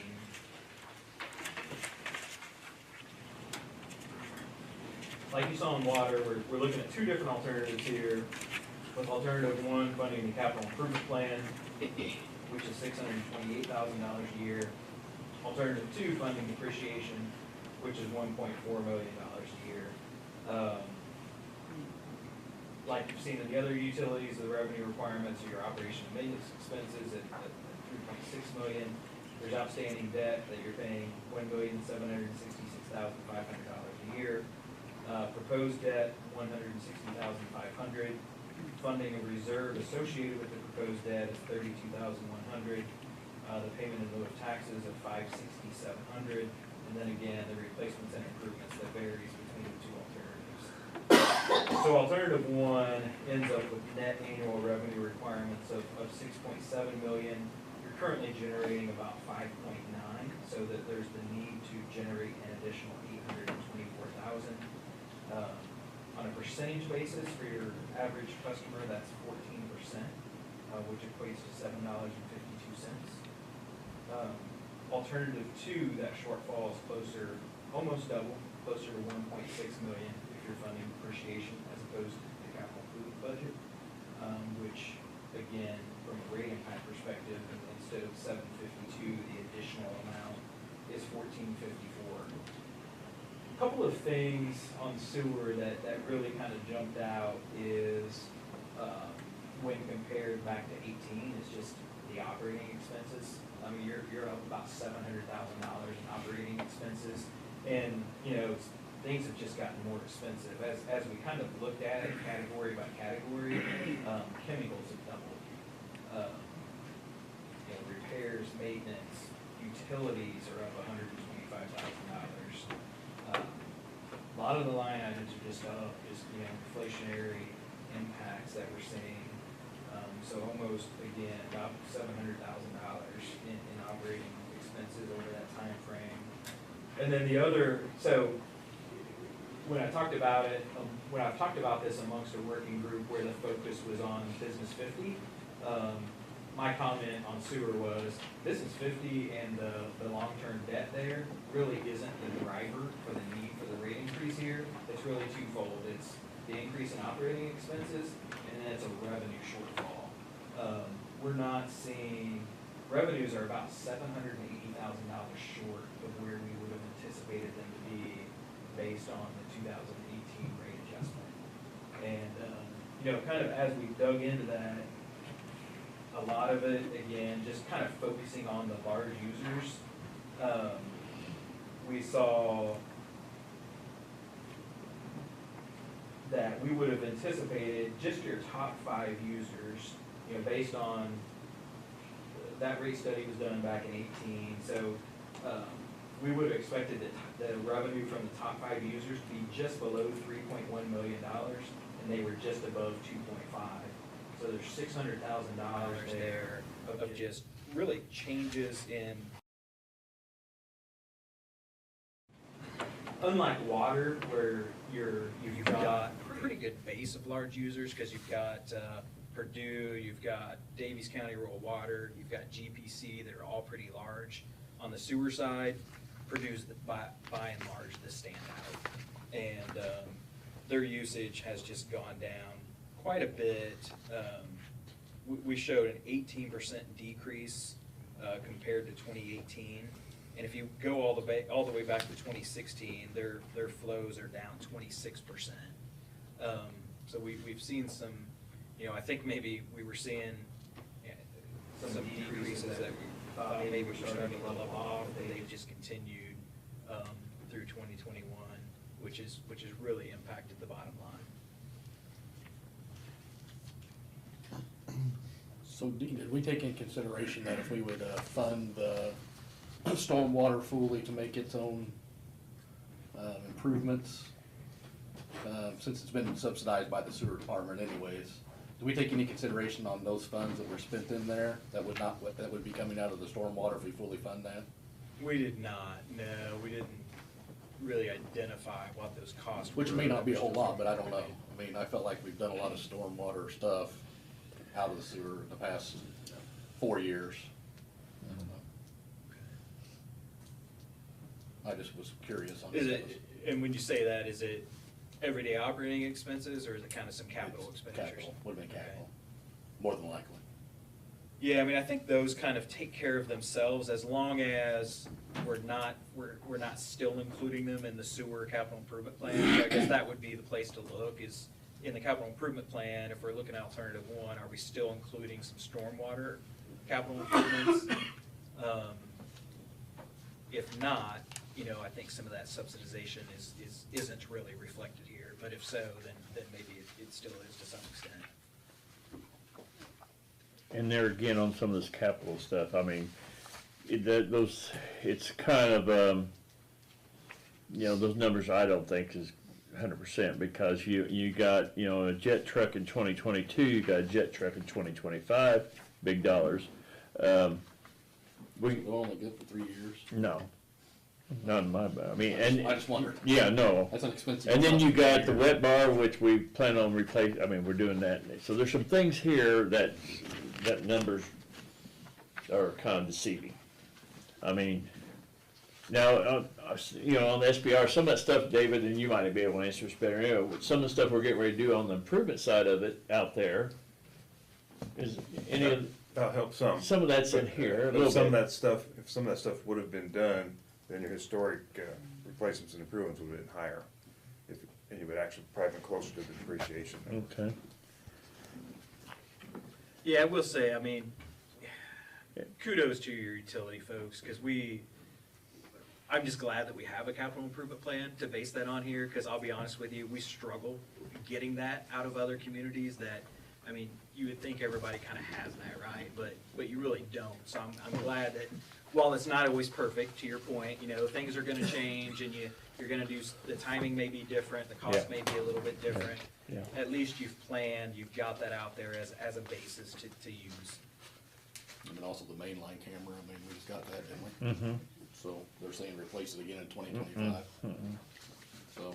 So that's what I'm saying. Some of these numbers are, You know, in 2 years, there's $840,000 for 2 jet trucks. Well, that's, that's not gonna happen. I mean, so anyway, they're just a little deceiving. I mean, that number there is gonna be less. Or just move somewhere else. Yeah, well, but for the size of our assets, 628,000 in replacements and improvements is pretty small. Yeah, yeah, exactly. Yes, it is. But I think that number's, That includes the, 15 million, so. Yeah, we should, so just to point that out, we do show, an estimate in there for east side treatment, but we have backed that out of calculating the average because we're assuming okay, that would so be that's why bond they funded. backed that out there. Okay. So whereas we're trying to arrive at the cash funded capital Right, improvements here. okay. Instead of bonded. Right. Yeah, okay. Now, Dean, and you've seen that paid back on page, the estimation. And we had that meeting, a month or so ago. And the highway project is a big, question mark. But, so that would kind of reflected these two numbers, if I remember right, during that meeting. So we don't know what that's gonna come in at, so, Right. Now, let's say, and this is just me talking, I mean, I always like to keep it small. I'm just thinking in my head, and I don't know if it generated enough. Would we have to generate this money like all at one time? Just needs to be generated at one time, or is it can be stretched out, let's say? Yeah, good question. Before I provide a Yeah. response, let me think about it. Instead of 14%, what I was thinking at a 3-year, 5.5 was 16.5%. In a Right. 3-year period, would that do what we wanna do? So, one point, or one comment to that question is, you think back to my comments about parity and needing to meet that, so rates, you can take into consideration rates that are adopted but not yet effective. So, if you phase them in and there's a future rate increase, you take that into consideration when preparing that parity test and making sure that you're meeting bond coverage. So, from that perspective, yes, you're allowed some time to phase them in. The other piece of that is you just gotta make sure cash flows are gonna be adequate, right? And you've got, it's not like you're tight from a cash perspective, but you're not necessarily flush either. And I'm basing that off of looking at the top of page 16, where you compare your cash balances to the minimum requirements of your bond fund. So, in your operation and maintenance fund, your cash balance looks great.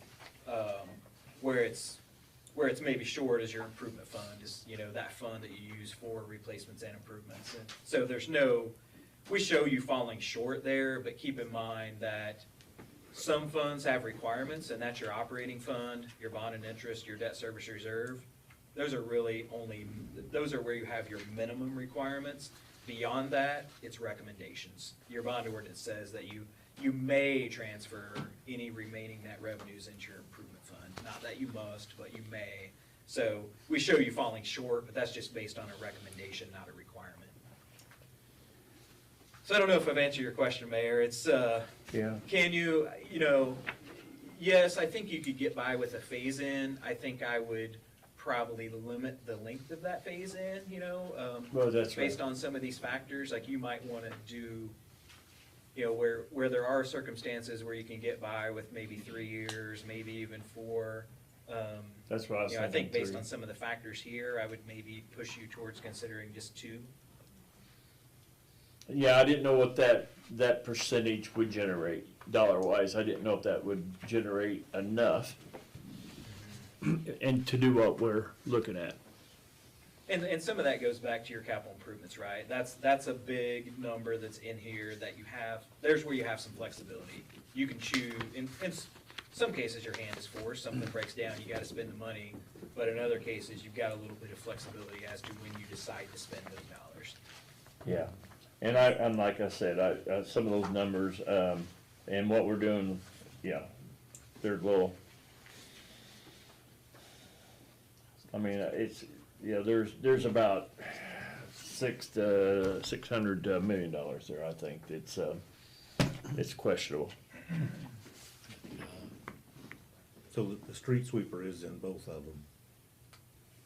Stormwater and, so is it a shared cost, or is that? It's a shared unit, you know, but not a shared Yeah, I was cost. gonna say, No, 'cause it's the not, one no, said no, it's 300 or not, no, something. it's not a shared cost, but, So it's split up differently, but it's. well, it shouldn't be. There again, when we talk stormwater and wastewater, you know, that those two departments, it just drives me nuts with those two. And are they, I know for a long time they weren't paying the full amount on their payment in lieu of tax. Are they still not, or are they? That, I don't know. I don't know. Which utility is I it? think Wastewater, is what it is. because I was thinking they were getting a break on the paying of I think it. they share payroll expenses, don't they? Don't they? The payroll for those, that stormwater pays part of wastewater pays part of stormwater. That, Were those they two, getting a break on their payment in lieu of tax? those two drive me, I mean, those two departments, the way, you know, they just. Which does affect our general fund and stuff if they're getting a big. How big a break? I was gonna say, it's been a while since I've been in there, so I don't know. It was significant, but I don't remember what it was, but, you know, that's what they pay to the general fund, so. So that probably wasn't included in this either for any. Well, so for the rate study purposes, it's calculated like it is for both electric and water, where it's, we go through the math and set it up to be 80% of kind of that maximum Where amount it we needs to be, justify. yeah, like They're I not said. paying anything right now. Stormwater. Yeah, I don't have the history with me of, The We're wastewater. talking, we're talking wastewater. We're talking wastewater. We're talking wastewater. Yeah, I don't, it was wastewater that got the break. so the study does That's assume what I that was they would thinking carry they their did. full freight like. But I'm going off of memory, so. I have a question. So if you spread it out over a certain number of years, that were ordinance required to do 2-year studies, how does that figure in? You know what I mean? If you go more than 2 years, then how does that figure into the next rate study? Also, if we do a bond, don't you have to do a rate study for that bond? Or no? Or a ban, you know what I mean? Yeah, so, good point about the ordinance, so maybe that's another reason why you would just consider 2 years.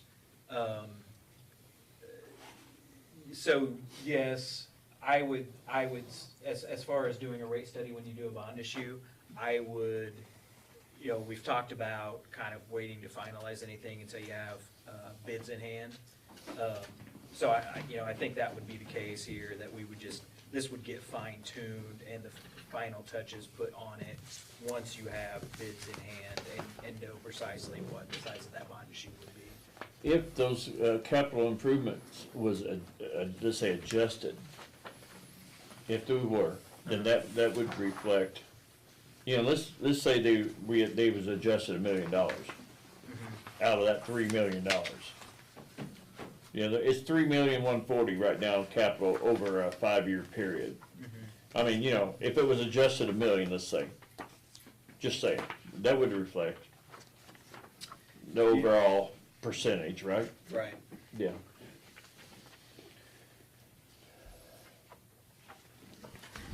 $400,000. Huh?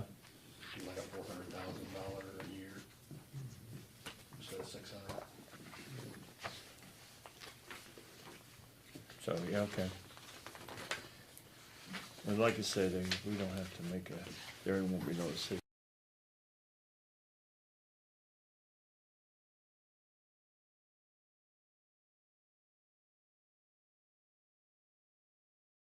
Lot of room for adjustment there downward, and the reason I say that is because if you start adjusting that down, you're gonna be in a position where you won't have adequate bond coverage with your rate design. So I mentioned that you need to have 125 as that minimum requirement. From a rate design perspective, we normally recommend 135, so that you're not back to the drawing board every year and you know, finding yourself running short, you get that little extra cushion. And where you get, kind of sounds weird to say, but where you get your coverage is in that replacement and improvement allowance. And if you start adjusting that down, you know, based on your average annual debt service, if you start adjusting that number down, you're gonna. Because I mean, you know, like Short of coverage. 2 of those jet trucks in a 3 or 4 year, 3-year period, that's, you know, that ain't gonna happen. And, you know, we're paying out of sewer, we're paying for the street sweeper and payments on capital. And then we got street sweeper over here under storm, the whole dollar figure. I mean, it seems like it's, I'm not sure about that street sweeper. I was thinking the jet. but Still it, waiting on that, but I'm not sure about the street sweeper. yeah, but I mean, it's kinda like, I think it's in both places. We're paying it out here, but we're showing the dollar amount over here, total. But if we reduce take it out and reduce the replacements, and then we cut down our coverage. Because that's the only place that actually comes from. Yeah. And it doesn't allow you any emergencies for lift stations and stuff like Yeah. that. I mean, if you're moving, just replace it with something else. Yeah, right, yeah. Because that's another thing coming down the, you know, there might be some of that. And if he's a moving equipment, you Yeah. can replace next week. Yeah, just the dollar. Yeah, okay. Leave a dollar there. Yeah, maybe for I something understand. else. But, yeah, when you, okay, just, Yeah, so maybe just a touch more perspective on the whole coverage. You know, if I look at your outstanding bonds, 1,766,000 plus the proposed bonds of 160, and I take 35% of that total, it's about $675,000. So where I look to see, are you generating those dollars, I really look at 2 line items. I look at your replacement and improvement allowance and your debt service reserve. So between those 2 items, you're generating $660,000 is kind of the way it's set up. So you're really close. Your coverage is probably slightly below 135, which is fine. You know, you're probably 134, 133. So there's really not a lot of room for downward adjustment in that replacement and improvement budget. just thinking, yeah, okay. Okay, all right. Any other questions for Dean on any of this? So this has to be done before the April award contract? On this highway? We want to do it before you close on debt. And so Nick John with BS Engineering said, you know, I think your highway project's anticipated bid around like February 6th is the date Somewhere around in there. mind. Yeah. With NDOT, you have 60 days to close, so really by April 4th. And NDOT's saying they want to know, because, I don't understand, this is all being bid as like one project, including the utility piece, so NDOT wants to know that you've got your funding in place for the utility pieces. So we need to have rates adopted prior to 60 days after you receive bids on the highway project, which is anticipated for around February 6th. So by April 6th, give or take a week or whatever. Is that the same sort of lead time you would need for SRF? Yeah, pretty close, yep. That'll give us enough time, because you've got to submit due diligence, and 2 weeks before pre-closing, and pre-closing is 2 weeks before closing, so you've got a month there, so it kind of gives you 30 days to wrap everything up, and then 30 days for that SRF process. And, you know, it's projected that highway going over budget by you know, if it don't go there, then it reflects a little bit. Yeah, it can go higher, yes, it can. Yes, So after February 6th, we need to, as soon as possible, once we know those numbers, finalize ordinances for the rate increases and push it to the first available time. If that includes a special meeting or whatever it has to be, that's the timeline, right? Yep. Sure. Right, the first year we need to be getting those roads started. And then you can just plug in a number. The notice, Tim, do you know, it's either 7 or 10 day notice? 10 for the public hearing. Dean, I have a question. Let's say on the water side, they decide to go with the 3%. What if we made the decision basically, we just have to rewrite the ordinance back to what it was. Right now, we put in the 1.4%. Did anybody notice a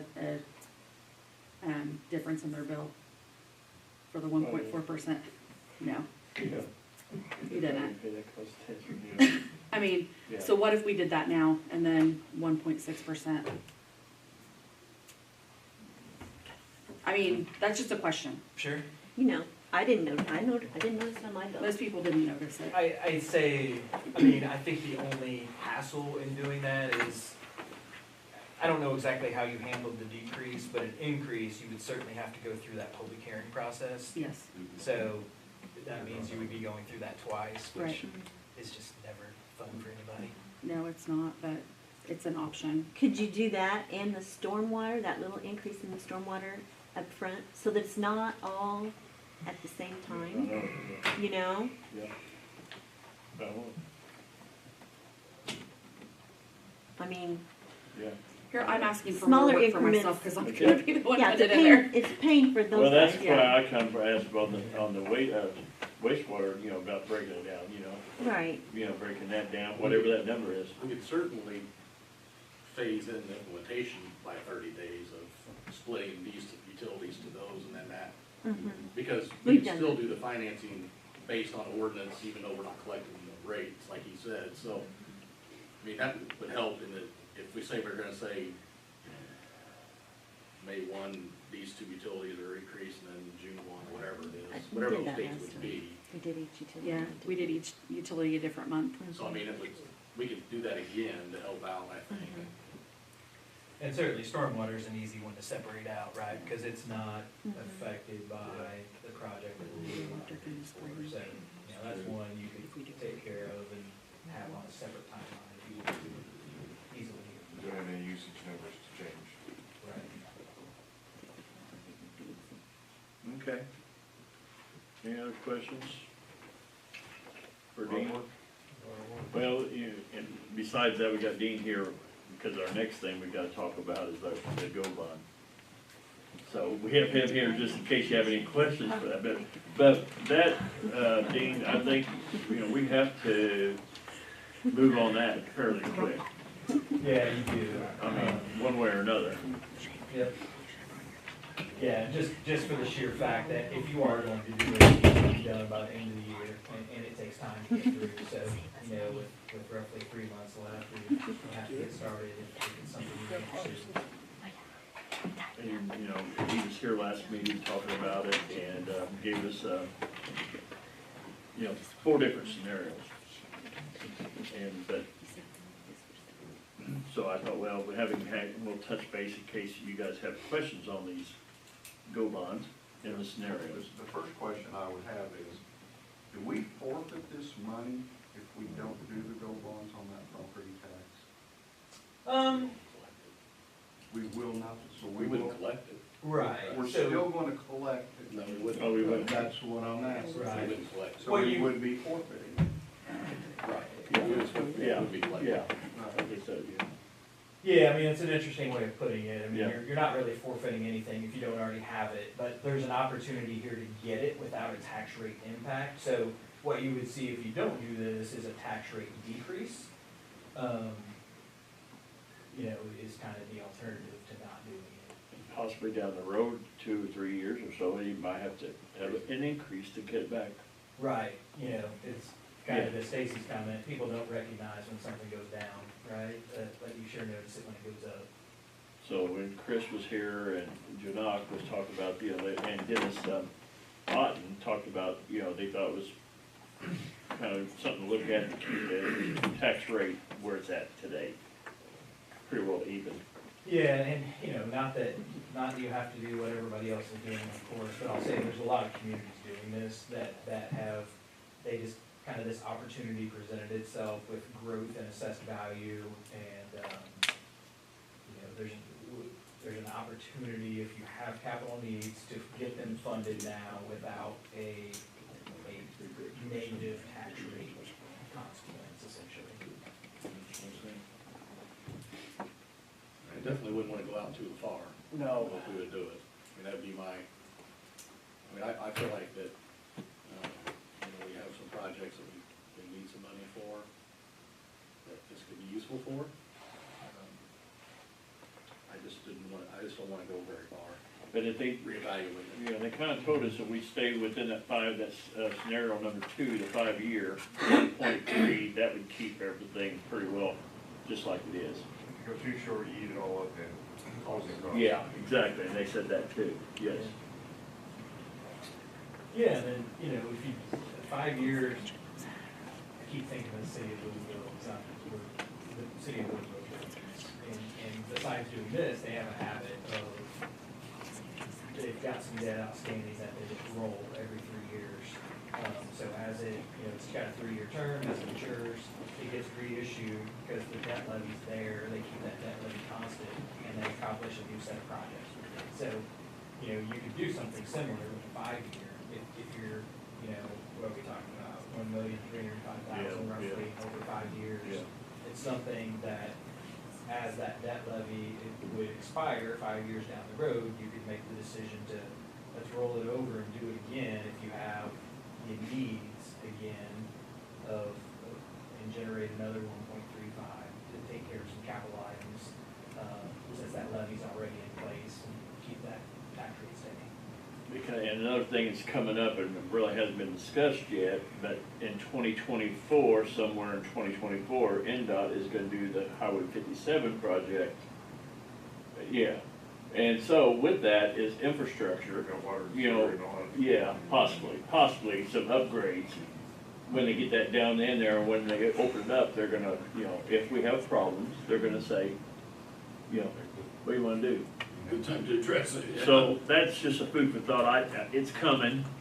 VS got the project, and I actually, here about 6-9 months ago, I said, we surely ain't gonna do this while we're doing this Highway 50 project. He said, no. But it is scheduled for late in '24. Just to think about, you know.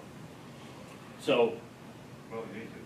yeah, it needs it, and they're gonna do it, but on the other hand, we are gonna be possibly, there's a possible, something like this could be beneficial for infrastructure when it comes up. Especially like, say, 5 years, well, that's, you know, 27, and that project will be over with by then.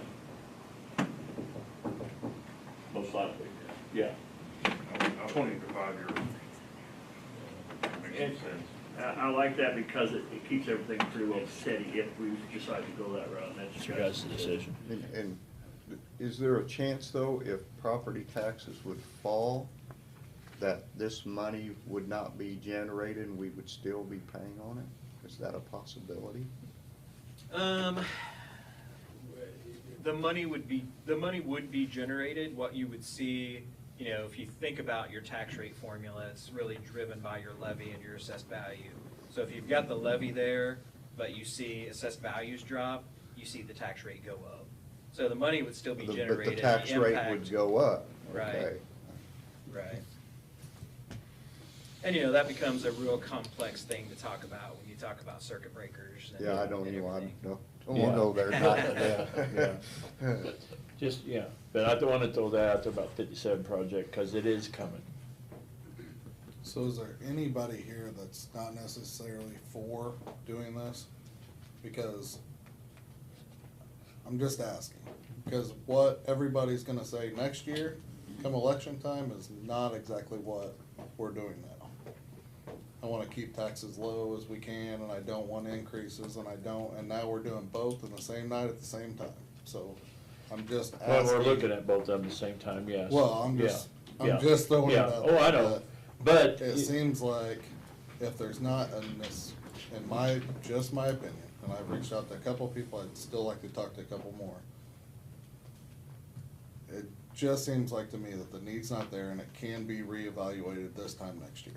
But if you lower it, they say, and then If it lowers. 2 years from now, or 3 years from now, whatever it is, we have to raise it, then you'll have those same people knocking on your door, asking them what happened. I guess. Probably harder than The they front- did on the first time, probably. The front page of the paper could say, yes, there were increases, but your taxes went down. Or it could say everything went up. I mean, that's, But your assessed value is not gonna up, it's gonna stay the same. So it's not going up. Yeah, I mean, It's not going up, but it could go down. and we don't know, we really don't know how much it will go down. 0.9% or something. Is it, was that what it was? Can't remember what it was. Yeah, you know, you're one unit within the taxing district, right? So it depends what all the other overlapping taxing units are doing as well. You know, but just in general, big picture terms, you know, we saw the city's assessed value going up by 10.4%. The growth quotient for the levy adjustment this year is 5%. So, you know, we're seeing, again, the assessed value go up by 10.4, levy by 5. So that tells you there's gonna be a tax rate decrease, absent any other changes in the levy, you know, with like an introduction of a new debt levy or something. But again, the person paying property tax at this point, unless it changes, will be paying the same amount? Well, that's different. It's gonna be case by case basis. You're gonna have some folks who saw a big assessed value increase, and if the tax rate stays the same, they're gonna see a tax bill increase.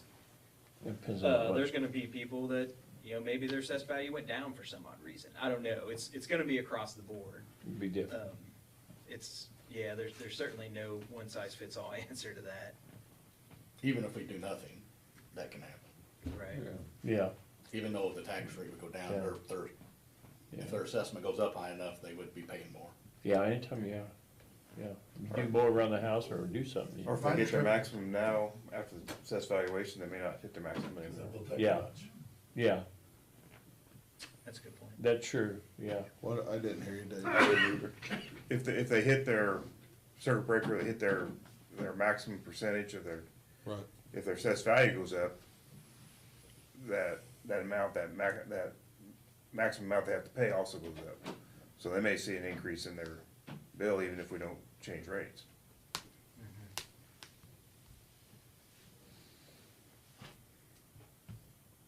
Now, we are adding some stuff that's gonna be on tax rolls in a year or so, Quite a bit. so that will make a difference too.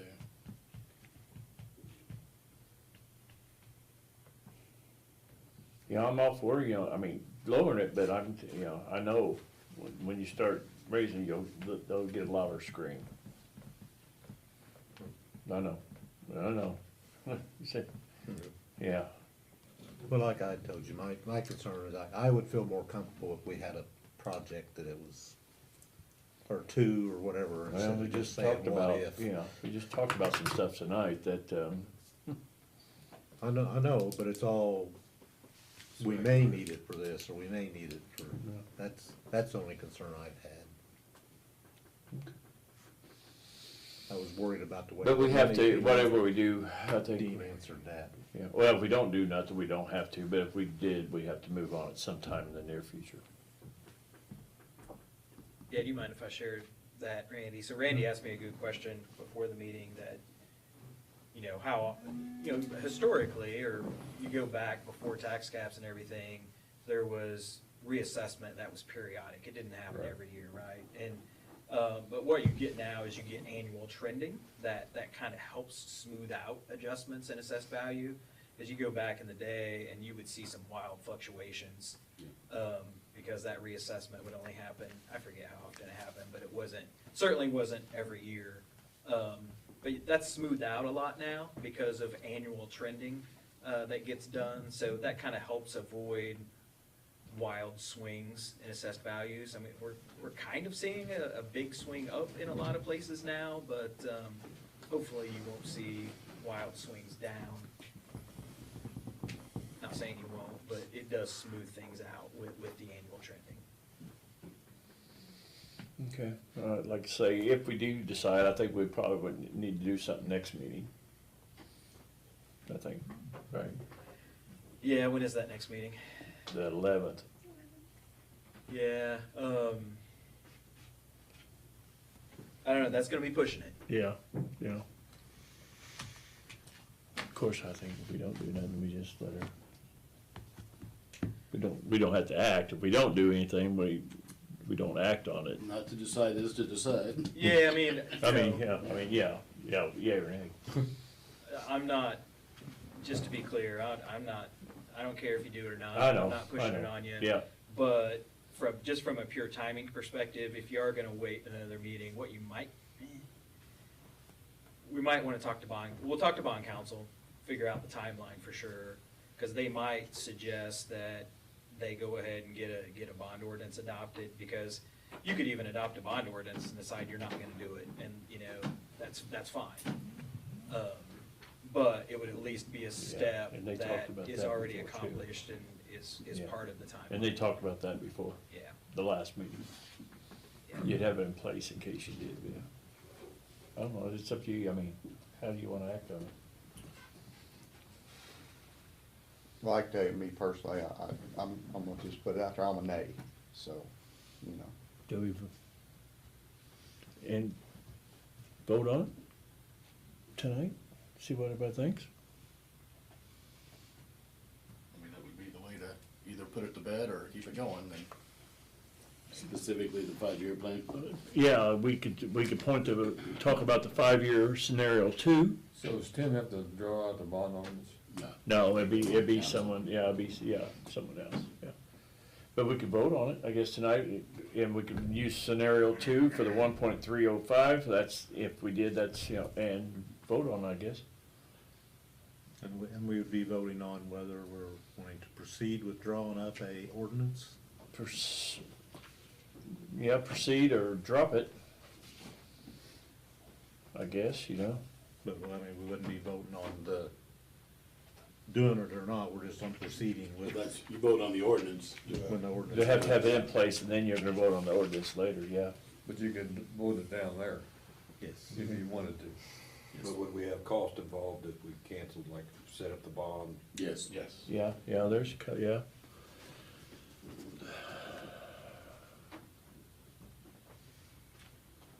Or we can vote on it, and yes or no. Same cost as if we went through with it. Either go with it or not go with it. What'd you just say, Beth? Would the cost for the bond counsel and the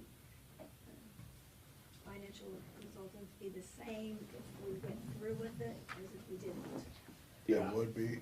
Yeah. I think really that next step cost is primarily bond counsel, your folks with Bose McKinney in preparation of the bond ordinance. There's a little bit for us because we give them the parameters, but that's just a piece of it. So to answer the question, yes, there would be some cost, but no, it's not gonna be to the same extent that it would be if you see it. Proceed.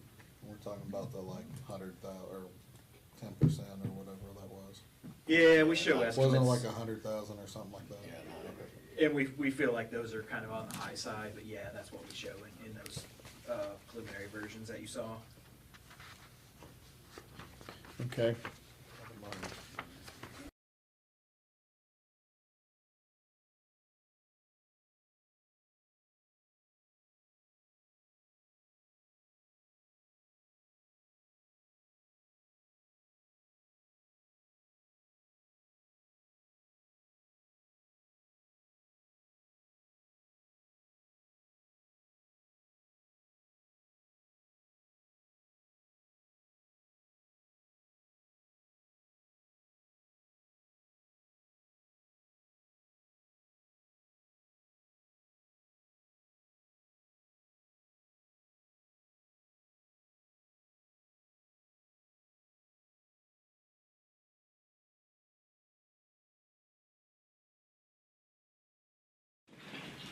We'll have roll call, please.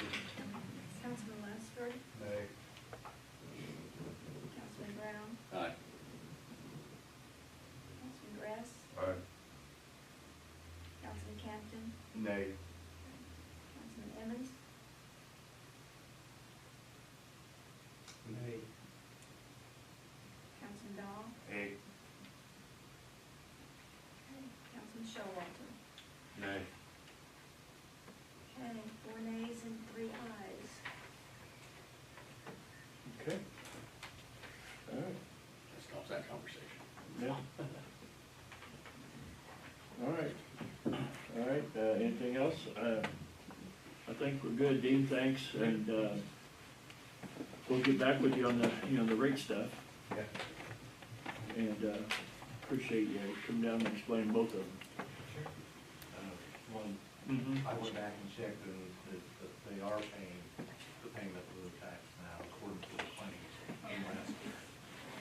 I don't remember when it was, but sometime along the way. I remember, They were trying to give them a break so they could get. I remember sitting out there and hearing it, but I can't remember what it was either. But it did show the last claim that they made. Okay. Okay, all right, okay. All right, let's, anything else? If not, let's move on to finish these ordinances up. Thank you, Dean, appreciate it, thank you. All right, next we have the final read of ordinance number 29-2022. I'll make a motion to read that by title only. Councilman Kempton makes a motion to read by title only, Councilman Brown seconds, all in favor? Aye. Opposed? Tim? Ordinance number 29-22, an ordinance for additional appropriation of the city of Washington, Indiana. Okay, do we have any other questions on this regarding this ordinance? I'll make a motion to approve. Councilman Kempton makes a motion to approve the ordinance. Councilman Brown seconds. Roll call vote, please. Councilman Lunsford. Aye. Councilman Brown. Aye. Councilman Grass. Aye. Councilman Campton. Aye. Councilman Emmons. Aye. Councilman Dahl. Aye. Councilman Showalter. Aye. Okay. All right, this ordinance is in effect. Next, we have final reading of ordinance number 30-2022. I'll make a motion to read that ordinance by title only. Kempton makes a motion to read this ordinance by title only. Second. Second by Councilman Showalter, all in favor? Aye. Opposed? Tim? Ordinance number 30-2022, an ordinance to create a budget plan for proceeds from the American Rescue Plan of 2021 coronavirus state and local fiscal recovery funds. Okay. Any you had something? Oh, I thought you said something. Any questions on this ordinance? I'll make a motion to approve. Okay, Councilman Kempton makes a motion to approve. Second. Second by Councilman Showalter, all in favor? Aye. Roll call, please. Opposed? Councilman Lunsford. Aye. Councilman Brown. Aye. Councilman Grass. Aye. Councilman Campton. Aye. Councilman Emmons. Aye. Councilman Dahl. Aye. Councilman Showalter. Aye. Unanimous. Okay. All right, next we have an introduction of ordinance number 31-2022. I'll make a motion to read that ordinance. Okay, Councilman Kempton makes a motion to read this ordinance. Do you have a second? Second. Second by Councilman Dahl, all in favor? Aye. Opposed? Tim? Ordinance or resolution for appropriations and tax rates.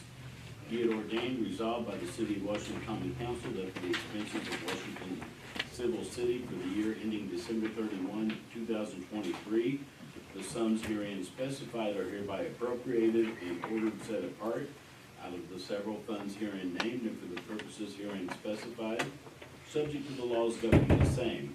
Such sums herein appropriated shall be held to include all expenditures authorized to be made during the year, unless otherwise expressly stipulated and provided for by law. In addition, for the purposes of raising revenue to meet the necessary expenses of Washington Civil City, the property tax levies and property tax rates as herein specified are included herein. Budget Form 4B for all funds must be completed and submitted in the manner prescribed by the Department of Local Government Finance. This ordinance shall be in full force and effect from and after its passage and approval by the City of Washington Common Council. Name of the adopting entity, City of Washington Common Council, the title of adopting entity, Common Council, and Mayor, the date of adoption, 10/11/2022. Fund code 0061, rainy day fund, adopted budget $523,000, zero adopted tax levy, adopted tax rate 0. 0101 general, adopted budget $9,109,067, adopted tax levy $3,900,000, tax rate 1.5688. Fund 0104 repair and replacement, adopted budget $7,500, zero tax levy, zero tax rate. Fund 0180 debt service $400,000, Adopted tax levy $500,000, adopted tax rate 0.2011. Fund 0341 fire pension, $125,500, adopted tax levy 0, adopted tax rate 0. Fund 0342 police pension, $143,500, tax levy 0, adopted tax rate 0. Fund 0706 local road and street, $90,000, 0 tax levy, 0 tax rate. Fund 0708 motor vehicle highway, $1,659,054, adopted tax levy, $1,069,756, adopted tax rate 0.4303. Fund 1151 continuing education, adopted budget $10,000, 0 tax levy, 0 tax rate. Fund 1301 parks and recreation, $669,479, adopted tax levy $703,787, adopted tax rate 0.2831. Fund 2379 cumulative capital improvement cigarette tax, adopted budget $35,000 with a 0 adopted tax levy and 0 adopted tax rate. Fund 2391 cumulative capital development, $250,000, adopted tax levy $150,000, adopted tax rate 0.0513. Fund 2402 economic development, adopted budget $1,165,000, 0 adopted tax levy, 0 adopted tax rate. Fund 8001 special transportation general, adopted budget $196,402, adopted tax levy $56,303, adopted tax rate 0.0226. Those totals, adopted budget $14,383,502, adopted tax levy $6,379,846, adopted tax rate 2.5572. Fund code 9501 TIF Southeast with an adopted budget of $97,100. Fund code 9502 TIF Southwest, $97,100 adopted budget. Fund code 9503 TIF I-69 corridor, adopted budget $132,100. Fund code 9504 state grant CCNG local road and bridge matching, $0 adopted budget. Fund code 9506 levy excess, $0 adopted budget. Fund code 9516 ARP coronavirus local fiscal recovery fund, $2,639,185. Fund code 9529, the LOIT special distribution, $0. Total of those is $2,965,485. Okay. Any questions or comments regarding this ordinance? The only thing I would have is, we got 2 sheets, one for an IA and an A. What? Nothing. This is just for nothing. Oh, That's for at the end of the. Once it's next adopted. time, But, yeah. but we don't have to keep this, you'll have this back for us, but we do need to keep this. No, you don't. No, we won't have the original. Okay. Yeah, Which, yeah, by yeah.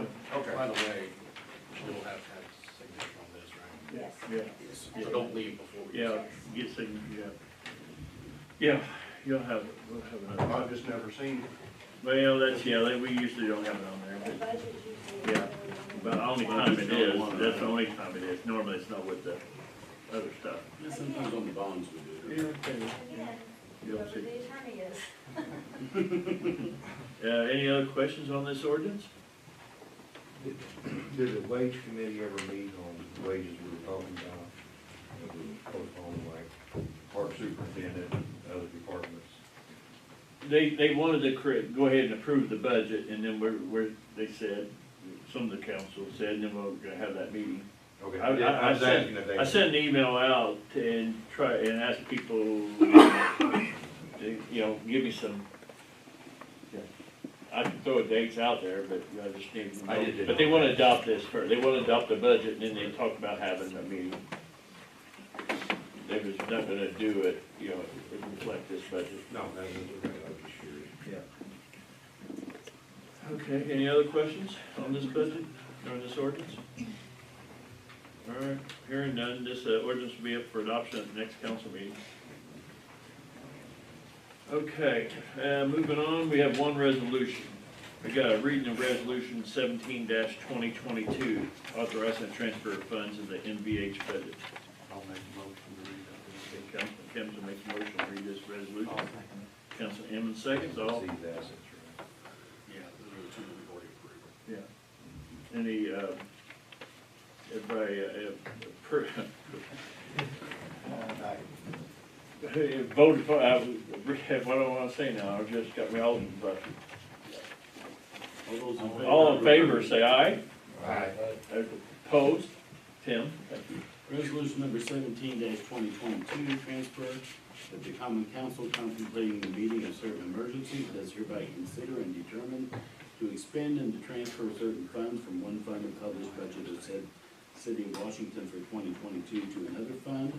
Funds have been appropriated in the 2022 in anticipation of matching funds for CCMG.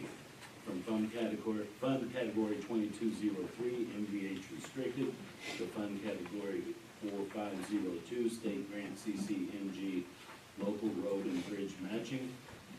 From fund category 460, repair and maintenance, to the same category in 460, repair and maintenance, total of $292,897. From fund category 2248, LOIT special distribution, to fund category 4502, state grant CCMG, local road and bridge matching. From fund category 460, repair and maintenance, to fund category 460, repair and maintenance, total of $114,139. Total fund transfer $407,036. This resolution shall be enforced in effect from and after its passage, passed in council this 26th day of September 2022. Any questions? Just a little real quick. This is our portion, this is our matching money that we'll transfer into CCMG, so we can pay for that. Okay, well, this is just our match, okay. Yeah. We already had it appropriated for Right. last year, so. Okay, any other questions? Hearing none, we have a motion to adopt. Okay, Councilman Brown makes a motion to adopt, and second by Councilman Kempton. All in favor? Aye. Opposed? All right, thank you. All right, next we have written presentation of claims in front of you tonight.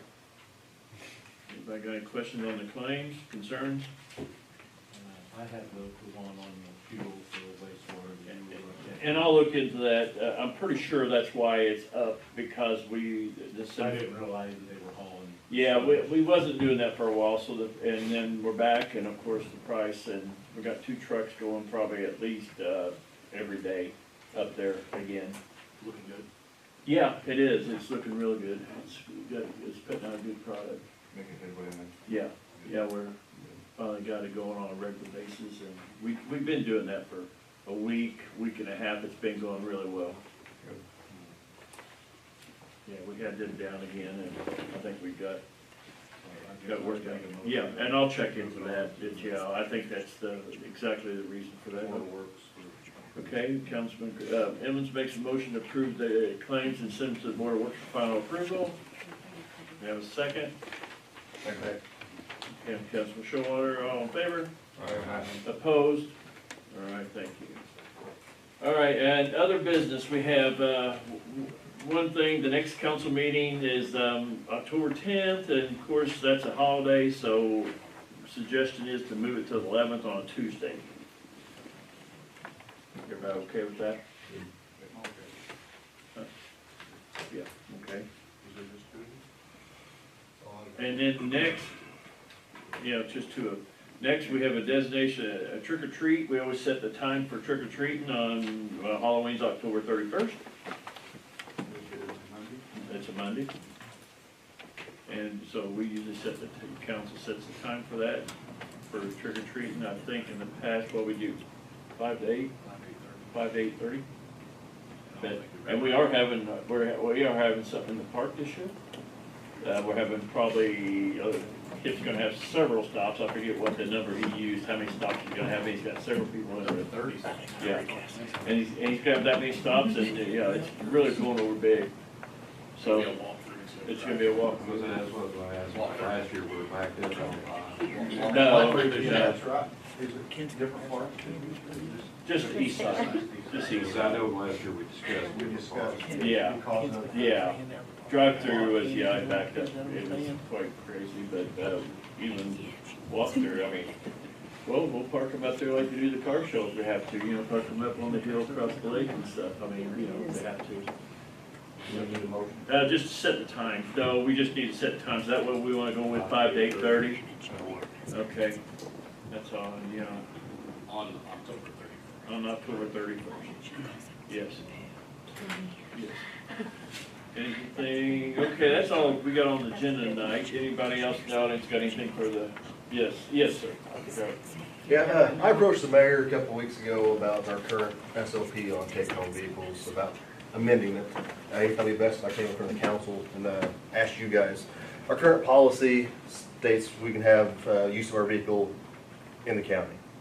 I would like to see us grant take-home just to and from work to adjoining counties, match our living requirements. Hopefully with that, we can draw in more candidates and choose the best for the spots we have. I just think it'll open the door for more people to put in. So the change to be allowed to go to. To be able to take their car home with them to their residence, strictly to and from work. And I know there's concern, was mentioned, what if they were driving in Vincennes or Lagodi or whatever. We have GPS for that. We can go back and track and see if they're going strictly to and from work. I mean, I'm a big proponent of the take-home cars, and I think I worked pretty hard trying to make a pretty good case on why we should have them. The price of fuel scares me. I mean, I know we only have one person right now that I think is currently, that we're out of county. Right. And I probably don't see that we would have our entire force from out of county. I would hope It would be a premium we would pay to keep somebody good on that. So, I mean, I'm not against it, the price of fuel kind of makes me nervous. And then them having the purpose of take-home car, and the reason why I wanted it was that it was gonna be visible to our community.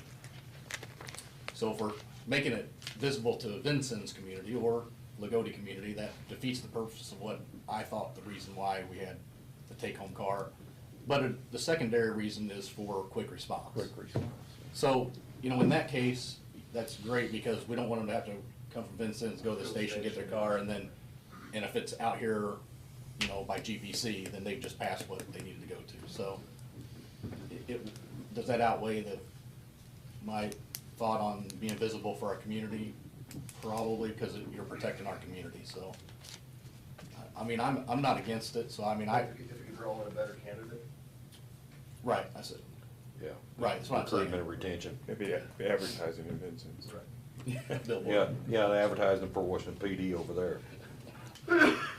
But no, that's what I'm saying, that's why I say I think that, and that's secondary to trying to get a better pool of candidates, because I know it's been a struggle to get people. And I think it goes back to the retention thing that we're trying to do. But how far out are we willing to go? Well, joining counties, they have to live within. That's the part I missed, I'm sorry. Yeah, the adjoining county, That's a state law. like our standards for living requirements, just the adjoining counties.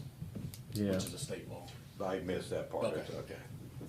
I mean, do we need a motion for that? I mean. Well, we have to, I couldn't find an ordinance on it, so I don't know I if don't there's actually think- an ordinance on it, or if it's just department policy. Well, I think- we voted on it to make that allowed, but I think that we did some sort of that ordinance though, because then we allowed all of the requirements to be based on the police chief's SOP. I don't know, yeah, I have to look, we have to look. Is it in the policy manual? And if so, we would need an ordinance to amend I'm that. pretty sure it's, I think it's in the policy manual. I think I've seen it there before. It was, but I have to look, I have to look and make sure. If it's in the policy manual, we'll do an ordinance. But, I'd make a motion that we make the change, however we have to do that. Yeah. Okay. Councilman Brown makes a motion I to second that. make the change. Councilman Dahl seconds that motion. And all in favor? Aye. Opposed? Okay. All right. All right, anybody in the audience got anything else for the board, council tonight? Hearing none, Councilman Gress, you got anything for us? Everything good. Councilman Dahl? I have nothing. Councilman Showalter? Councilman Brown? I'm good. Tim, you got anything for us? I do not. Councilman Campton? No, sir. Councilman Emmons? And Councilman Lunsford? I had two calls, sorry. Ziegler, but like Jerry, When? after they marked his stump in the creek, We went in there and fixed that. so did they remove that? This was like. We ain't gonna remove the stump. Okay. That was never talked about. Well, It Jerry was- did it himself. Some- Yeah, he Had took the tree down. contacted- No, fixed the sewer problem. Who, Jerry? Yeah. Well- We hired it, but yeah, he was gonna bring you a bill. Jerry? Ziegler? Yes. We went in there and fixed it. Well, he said you didn't, Well, we just did it recently. When you talked to him last. within the last 3 weeks. Well, this was done since then. Well, he said he had it fixed. Well, yeah, but we went in there and fixed it, but I don't know if he was home or not, but, Well, I guess that's why he ain't Rod- right here with that bill. Roger went in there and fixed it. His Okay. guys fixed it. Last week, one day. Oh, no, it's been longer. Yeah. than Oh, that. I know. I've talked to him since then too. Yeah. But we went in and fixed it and replaced that pan and did some other stuff in there. And Mike Roach says it's good to go. That's good. But his neighbor, they supposedly he fixed his own problem there. Yeah, well, they supposedly fixed it at the same time, is what Jerry had told me. But I haven't heard from him, and I don't think we'll get a thank you by no means. But So I'll let him wait for it. but we did fix it. So Have you talked to him lately? yeah, so last Thursday he called me and I was heading out of town for Okay. work and he asked me to stop by and he showed me where the Smiths had paid to have the trees removed. Yeah. And those two stumps that were in the ditch. Yeah. He said he had spoke with you the day before, like Yeah. Wednesday. About fixing the creek and the Yeah. pipe. Yeah, so the pipe and the creek and where it's eroding, the tree stumps are there. And so he said a city, he said Roger's name, don't quote me on Yeah. that, was out there, took white paint and circled one of the stumps and put an X on it. Well, that stump is not actually in the creek. The other one is actually growing in the creek and blocking.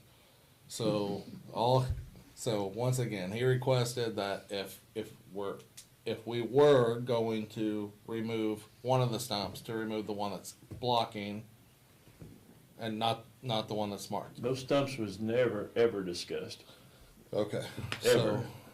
We've never had that discussion on the stumps. The creek and the pipe and the pan, yes, but not the stumps. But I'll touch base. And he's never brought the stumps up to me, just so you know. Okay, you didn't get no stumps, I and he didn't got know. stumps. I didn't get stumps.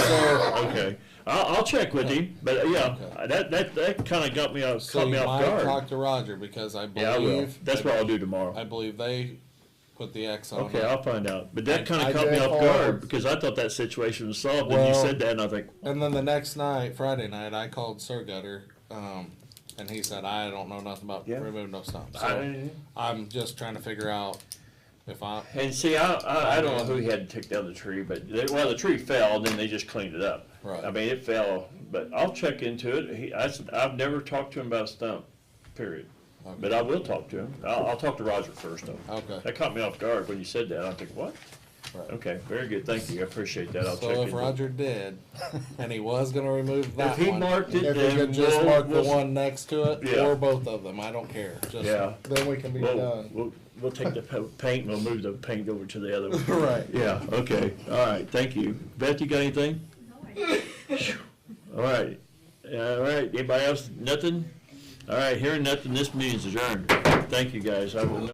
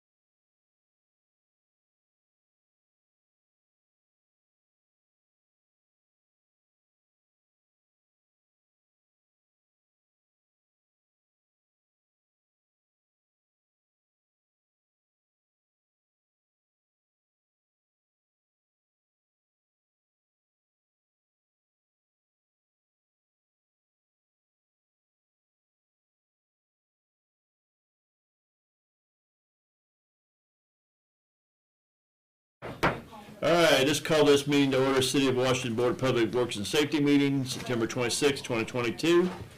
First thing we have is approval of the minutes of the September 12th, 2022 regular meeting. I move we approve those. Councilman Bell makes a motion to approve the minutes. I'll second.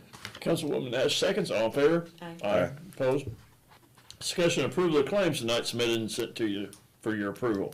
I'll move to approve the claims. I'll second. Councilwoman Nash makes a motion to approve the claims as written, and Councilman Dahl seconds, all in favor, say aye. Aye. Opposed? And last, we have discussion approval of salary position change in electric and street departments. You have it. Tim, can you read those Sure. first?